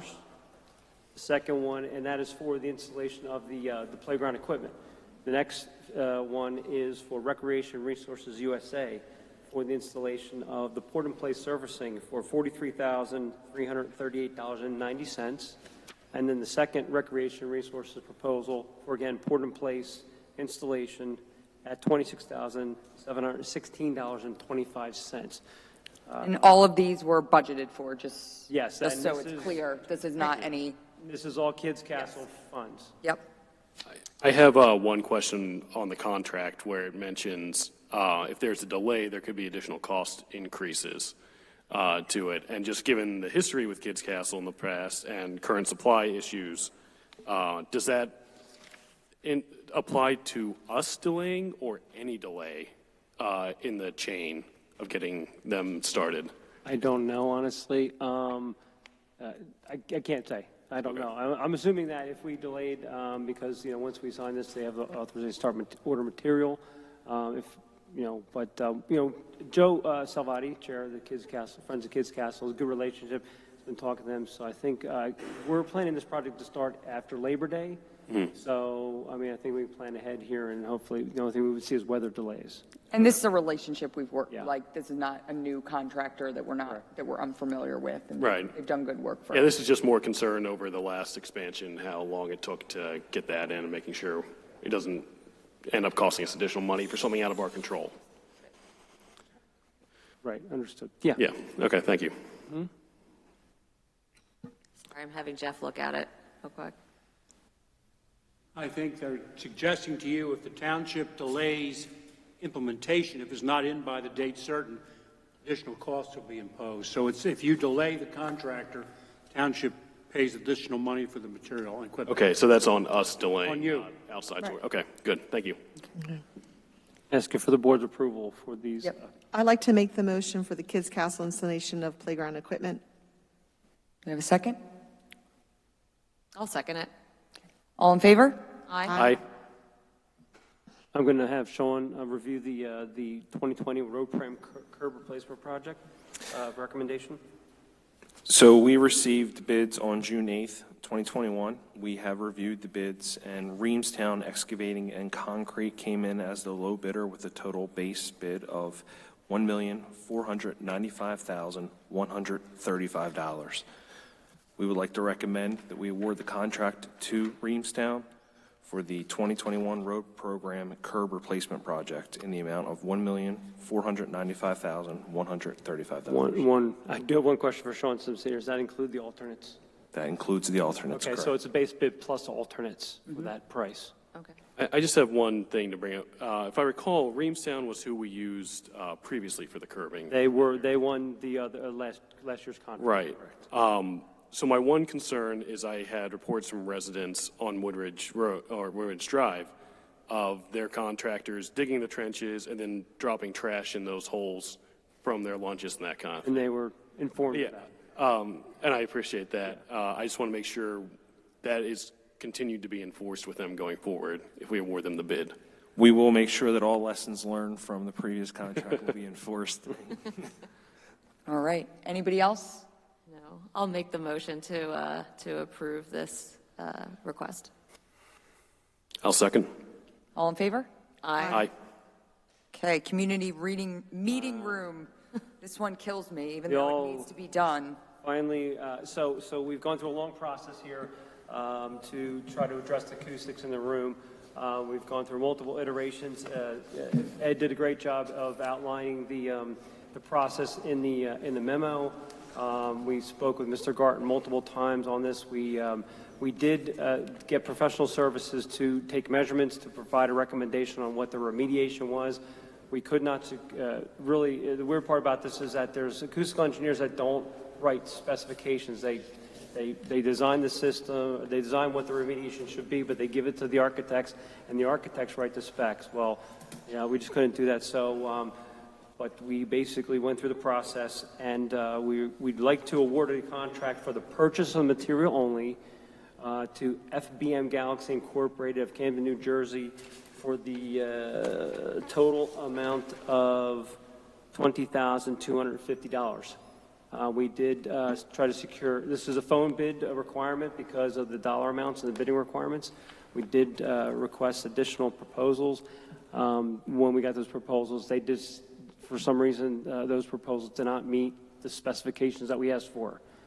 So we did request multiple and got this one. So I'm asking the board to approve this, and then we will, Public Works will do the installation. Do we have an idea, I don't know if the building committee works with this, but what this would look like, the acoustic panels?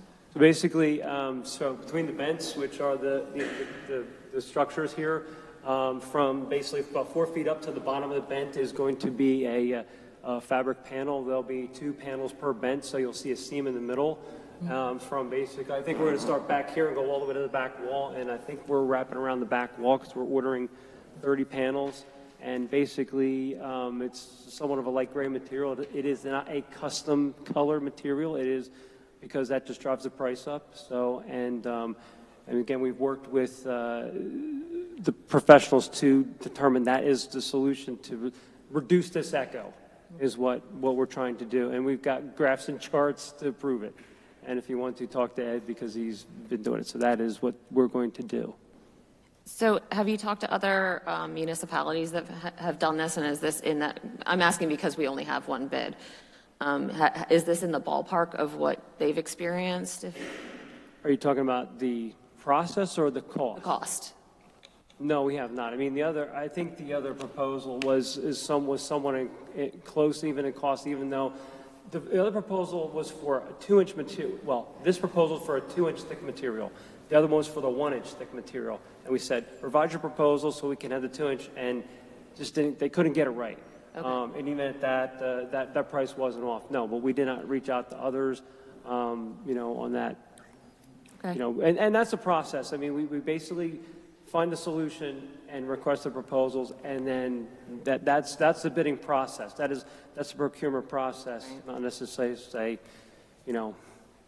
compare and say, okay, well, you did it for this price here, we want the same price. My concern was that this was significantly different than what we'd find if we had multiple bids. No, I don't think so. As a matter of fact, the process we went through and having the measurements done, we were told by other acoustical engineers that that's the way it's done. So we've kind of done the right thing, and that the company that we used was a credible company as well, what they're recommending. Okay. Yeah. Okay. And we're purchasing, this is an Armstrong product, and Armstrong had actually their own techs run the sound, run the numbers to it, and it's in line, the recommendation is in line with the standards. Okay. Well, I'll make the motion to approve this expenditure. And I'll second. All in favor? Aye. Okay, the Arlisle RRFB grant Okay, the status. rectangular rapid flashing beacon Arlie, the automated red light enforcement grant. So we received the grant back in 2017 to install 2 beacons. One was installed at Kutz, near Kutz Elementary at Easton Road and Turk Road. The other one was installed on Turk Road Alms House Road between the 2 parking lots at Turk Park, 1 and 2 to cross. Basically, we received the grant for $171,000, $171,415.30. We spent $112,872.50, so we have a balance. So it's a grant. We're allowed to request to PennDOT that we could reallocate that money. I don't know if, because Jeff, this is a grant and we have a resolution, that it's a formal vote or more of an acknowledgement. It's a formal vote because you're reallocating it. Okay, that's fine. Well, we're going to request a reallocation. We have to take the recommendation of the Pannoni is to reallocate the money to do some more safety improvements on Easton Road. Pannoni has been working with Sergeant Jones to address some accident histories down the corridor and make some recommendations. So with the board's approval, we'll go back to PennDOT and ask if we can spend the balance of the money on other safety improvements. They may say no. Okay, so we need approval to Authorize offer to reallocate PennDOT. I'll make that motion. I'll second. All in favor? Aye. Okay. Okay, the next one is for a 2021 Arlie grant application recommendation. Again, same idea. On Easton Road, we've seen a high accident at Easton Road, basically 611 and Edison Furlong Road, to the point where it's getting serious. So we had a pretty serious one about a couple weeks ago, and so the one pole's been hit a couple times. This grant would be for basically modernization of the traffic signal, all new poles, take the pole out of the island, and basically all new equipment. So with that, we'd like the board's approval to move forward with that application. Application is due at the end of this month. Okay. So that's what this request is for. There's no, whatever the dollar amount is, it's 100% reimbursement grant, so no money. Really, at the end of the project, we get reimbursed for all of our costs, as long as we don't go over budget. Okay. My one request with that, it talks in the proposal about redoing the pedestrian walkway. Correct. In there. As it's currently laid out, we have a crossing across 611 and a crossing Edison Furlong on the other side by 711. Right. There is currently no way to cross if you're on the opposite side of 611 to the island. In fact, there are signs saying do not cross Edison Furlong here. Mm-hmm. If we look at that, could we extend that crosswalk for pedestrians? Because right now the Edison Furlong hillside is completely cut off from, if you're going north up 611, it's completely cut off for pedestrians to cross 611 there. Right. So this is an Arlie grant. Arlie grants are for a bunch of things. They do include pedestrian facilities. They do allow for minor intersection improvements and radii to improve operations. I think if we were to scope the application, we could ask to do that. Though I want to be careful because they're getting competitive in the fact that if we scope it to the point where they might reject it. I think what we can do is in combination with this project, maybe in PennDOT and Bike and Hike, we can maybe try to, the limiter is that geometry, that corner. Right. And I think if it could have been, PennDOT came through a long time ago after Easton Road was paved and they updated all the ADA accessibility. It wasn't identified that there was a lot of ADA traffic on that corner, probably because of that not being there, so they didn't do it or provide it. So we can work it through the process. I'm not saying it has to be there, but if we could be considered in the application. We can try.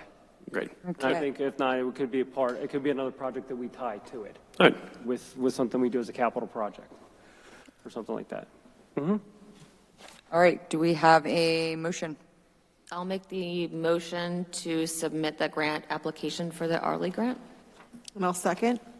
All in favor? Aye. Aye. All right, lawn maintenance. Okay, I made a mistake when I basically prepared the schedule for this year, which is we have a base bid. When we do our lawn maintenance contracts, we do a base bid year plus 2 additional years. When I filled out the schedule for last year, I messed up the numbers.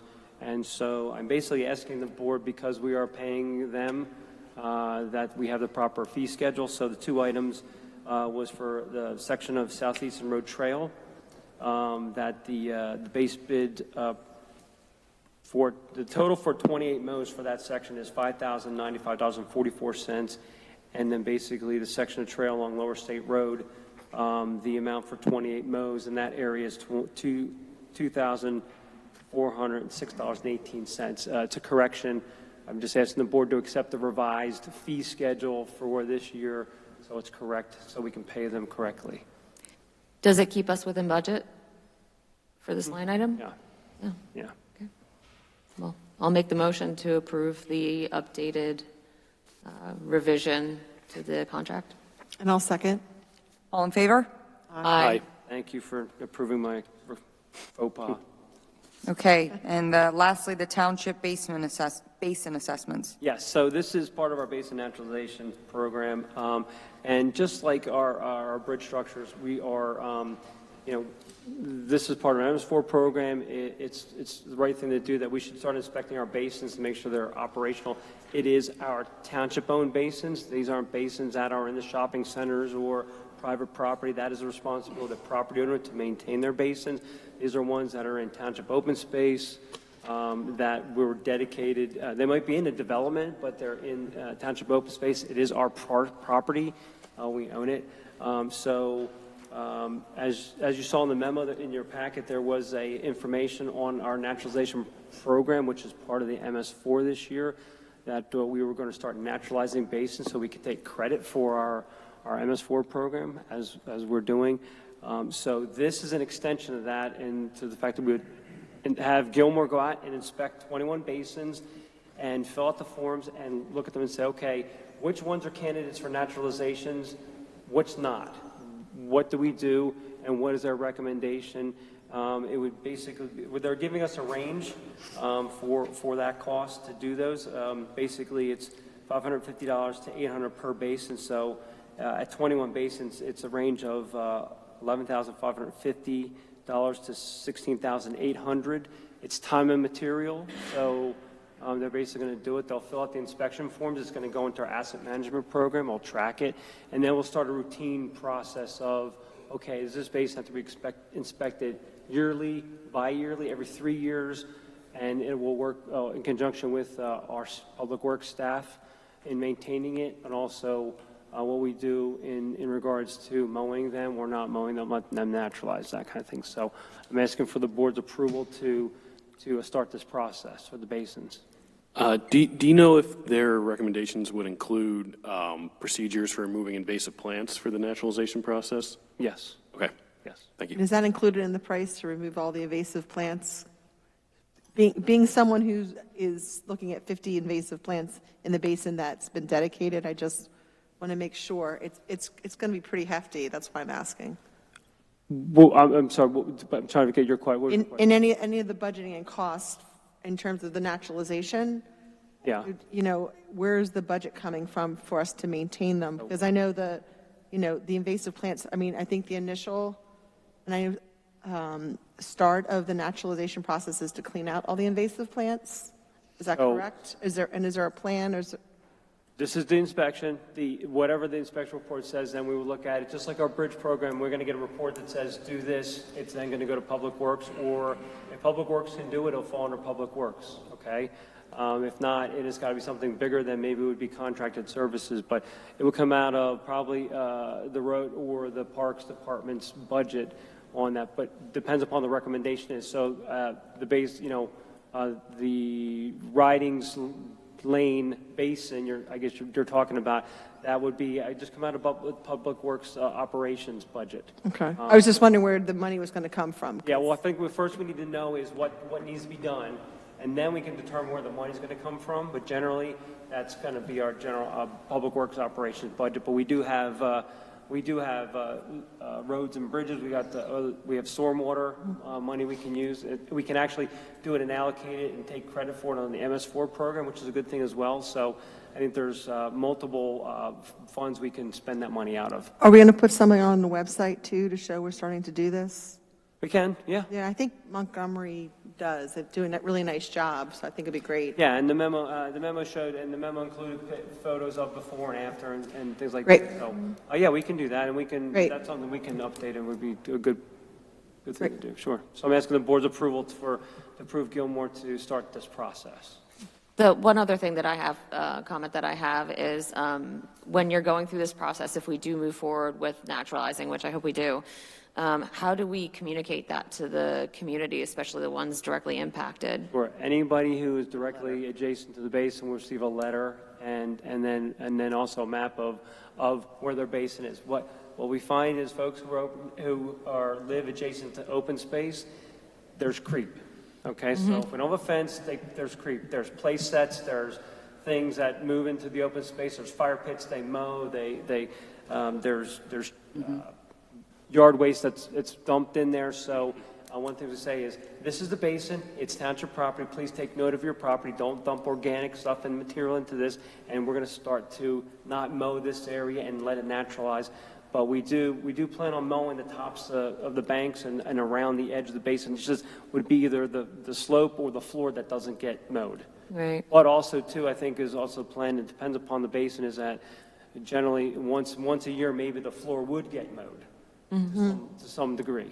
So think of it, Central Park has a meadow at the top of the hill. We let that grow all year, and then we mow it once a year. Right. So it's kind of like that idea, just letting it grow natural. You even talked about, Jen, because I had called about it, is maybe like a small sign, like this. We were going to do that. I Doylestown apologize. naturalization. We are. So just from an educational perspective, nothing obnoxious. We are proposing. Gilmore gave us a sample of a sign that would probably identify it says, Doylestown Township naturalized basin. The sign does not define the property line. The sign defines a naturalized area. Right. I don't want people to think that if the sign is here and it's adjacent to my house, that's my yard. We're having neighbors that are mowing into the basins, and we're trying to work with them and educate them. So that's all. So yes, we'll also post signage as well. Okay. Forgot about that. Thank you. So looking for approval to start this process. I will make the approval to start this process. I'll second. All in favor? Aye. Aye. Thank you. Okay. Stephanie. Yes, we have a request from our fire marshal, Rick Shea, to do a travel training request. This includes travel and overnight stay and requires the board's approval. He will be attending the 2021 annual Forensic Fire Death Investigation course in San Marco, Texas, in September. Do we have a vote for approval? I'll make the motion to approve this training. And I'll second that motion. All in favor? Aye. Okay, supervisors. Nancy. I'd like to just thank everyone for this very long night and for all the time that everyone has put into their own personal committees. It's nice all to be here, and hope Barb feels better. Thanks. Jen? Well, first of all, it won't be June without me saying Happy Pride to everybody. As many of you might know, some of you might not know, my father is gay, and when he came out, he was 40 years old. And so I got to walk with him through that coming out process. It doesn't happen in one day for most people. It's a very long, drawn-out process. So I got to see some of the struggles and the hard times that he had to deal with, the relationships that were broken, and fear of losing jobs.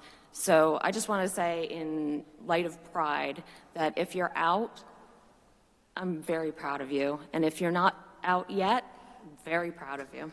And I also wanted to thank the board for last month's vote on June 19th, the Juneteenth resolution. The township recognized the importance of more than 1 out of every 10 Americans being freed from bondage. And that changed the trajectory of our nation towards the promise of a better a future full of life and liberty and a pursuit of happiness. And I think it's an incredible holiday that hasn't gotten any attention. And I thank the board for that. Great. Thanks, Jen. Dan? I have nothing to report at this time. Great. Okay. New business. The Pebble Ridge Woodridge Sewer Project. This is Bucks County Water and Sewer Authority payment number 25. The committee met recently and suggested, then recommended the payment number 25. Do we need a motion to approve that? The payment, yes. I'll make the motion to approve the payment. I'll second. All in favor? Aye. Aye. Okay.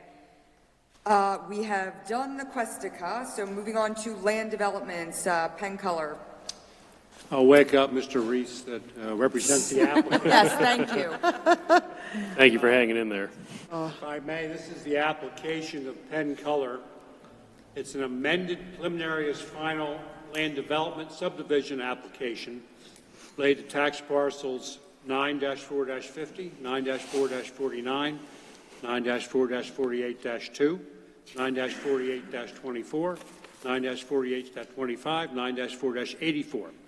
On June 3rd of 2014, the Board of Supervisors approved the preliminary as final land development subdivision plan of the applicant, Penn Color. The plans were approved, proposed the consolidation of certain lots so as to form, I don't want to go through the parcel numbers again. Parcel A, they further proposed the reconfiguration of the existing lot, 9-48-24, and a new parking lot. The new design will comprise of Parcel B, which contains the expanded and safer parking lot, and Parcel C will be a realigned access drive as well.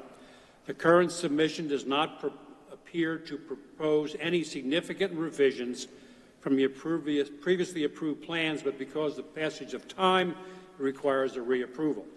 The plans before you were approved by Carter Van Dyke Associates, were dated November 7, 2012, and were last revised April 30, 2021. Your Planning Commission, at its meeting held on May 24, 2021, recommended approval of the revised preliminary land development subdivision plan subject to conditions. If you were inclined to approve it, I have addressed the following conditions, which Mr. Reese has in fact looked at and is agreeable with, and that is continued compliance with the approval granted on June 3, 2014, except as modified by this approval as set forth in correspondence with Township Solicitor Jonathan Reese, dated June 3, 2014. Compliance with the decision of the Zoning Hearing Board, dated September 20, 2013, including compliance with any conditions. The freestanding sign on the parking parcel will be removed. Compliance with the Gilmore Associates Planning Review Letter dated May 20, 2021. Compliance with the Pannoni Traffic Review Letter dated May 20, 2021. Compliance with the Pannoni Engineering Review Letter dated May 20, 2021. To the extent required to confirm the prior waiver granted by the Board of Supervisors pursuant to Saldo Section 153-23B to permit 71 parking spaces, applicants shall agree to a deed restriction to ensure that the buffer noted as being located on the adjacent property remains as a buffer from the parking area. The form of the deed restriction and easement shall be approved by the Township Solicitor, and said easement shall include, in addition to the normal provisions required, an allowance for the parking lot owner to be granted access to maintain the deed restricted area. Further confirmation of the grant of the waiver from Saldo Section 153-28-H related to the location of the driveway. Further confirmation on Saldo Sections 153-34B5A, B, and D related to requirements for basin floors, wet edges, and slopes. Applicant shall post a performance bond with the township and the agreed upon amount to cover the required tree replacement. At the same time, a plan for perpetual care of the buffer will be submitted to the township for approval. Applicant shall provide an updated lighting plan showing compliance with the Saldo. Applicant shall comply with any conditions noted in the report received from the Bucks County Planning Commission. Receipt of all permits and approvals from jurisdictions having jurisdiction over this, including Conservation District, PennDOT, and DTMA. Project shall be ADA compliant. Funding and execution of development financial security agreements in a form satisfactory to the township manager and myself. Mr. Reese, do you agree to those conditions?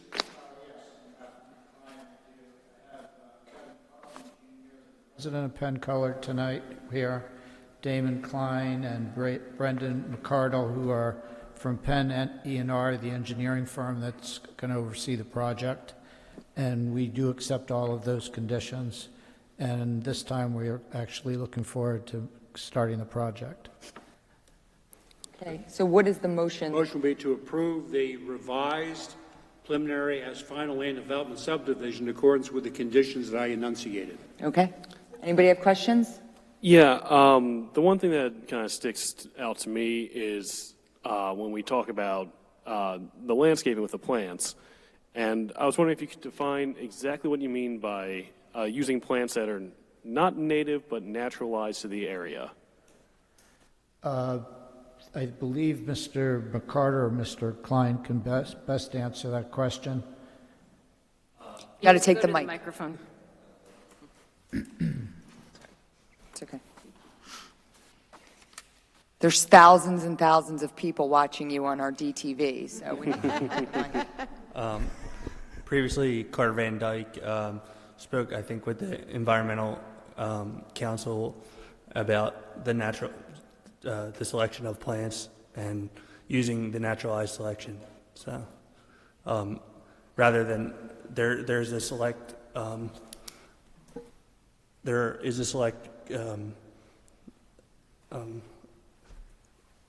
sorry.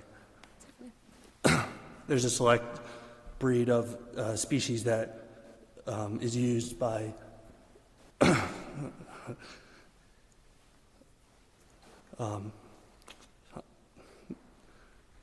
yeah, I'm sorry.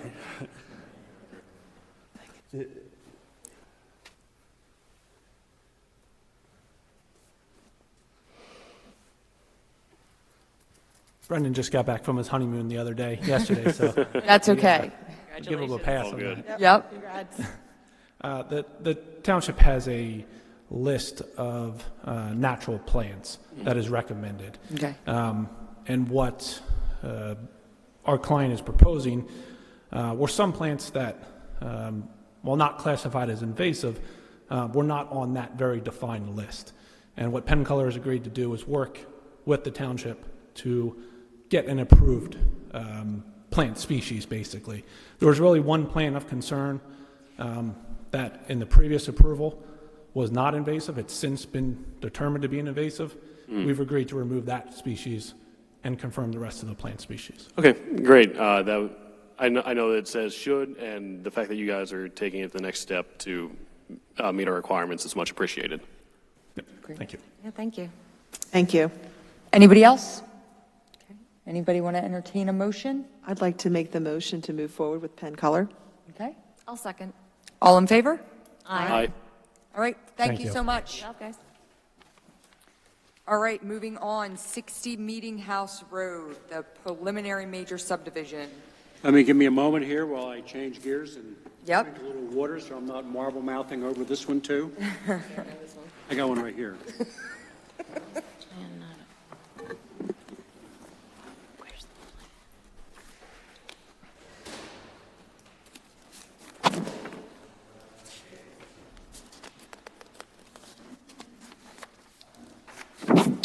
This is the application for the major subdivision known as 60 Meeting House Road, also known as Meadow Creek.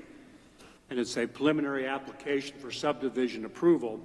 It relates to tax parcel 9-4-65-1.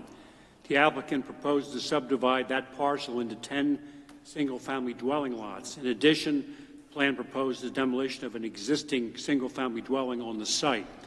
Plans before you were prepared by Homes Cunningham LLC were dated January 22, 2021, last revised March 10, 2021.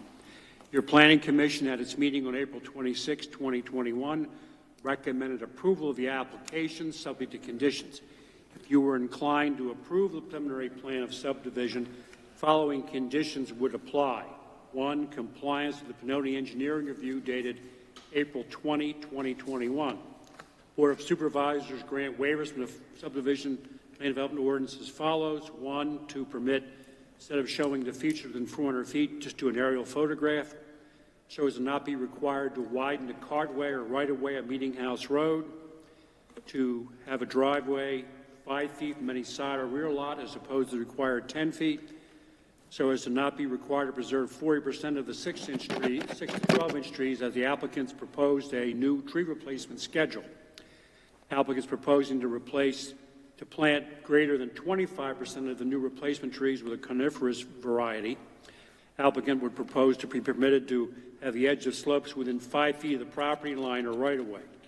Compliance with the Baker International Review Letter dated April 19, 2021.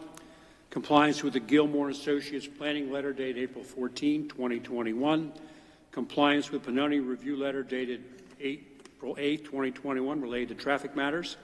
Compliance with the SC Engineers Review Letter dated March 30, 2021 on behalf of DTMA. Applicant shall pay a fee of lieu and recreation in accordance with the Township's ordinance. Applicant shall make an off-site contribution of $1,000 for each new dwelling unit, paid as of the execution of the development agreement. Any HOA document shall be reviewed and approved by the Township solicitor. Receipt of all permits and approvals from any agencies having jurisdiction, including the Conservation District, DEP, Fire Marshal, Bucks County Water and Sewer Authority, DTMA, and the Planning Commission. Any waiver request with respect to the waivers noted previously shall relate to specific lots.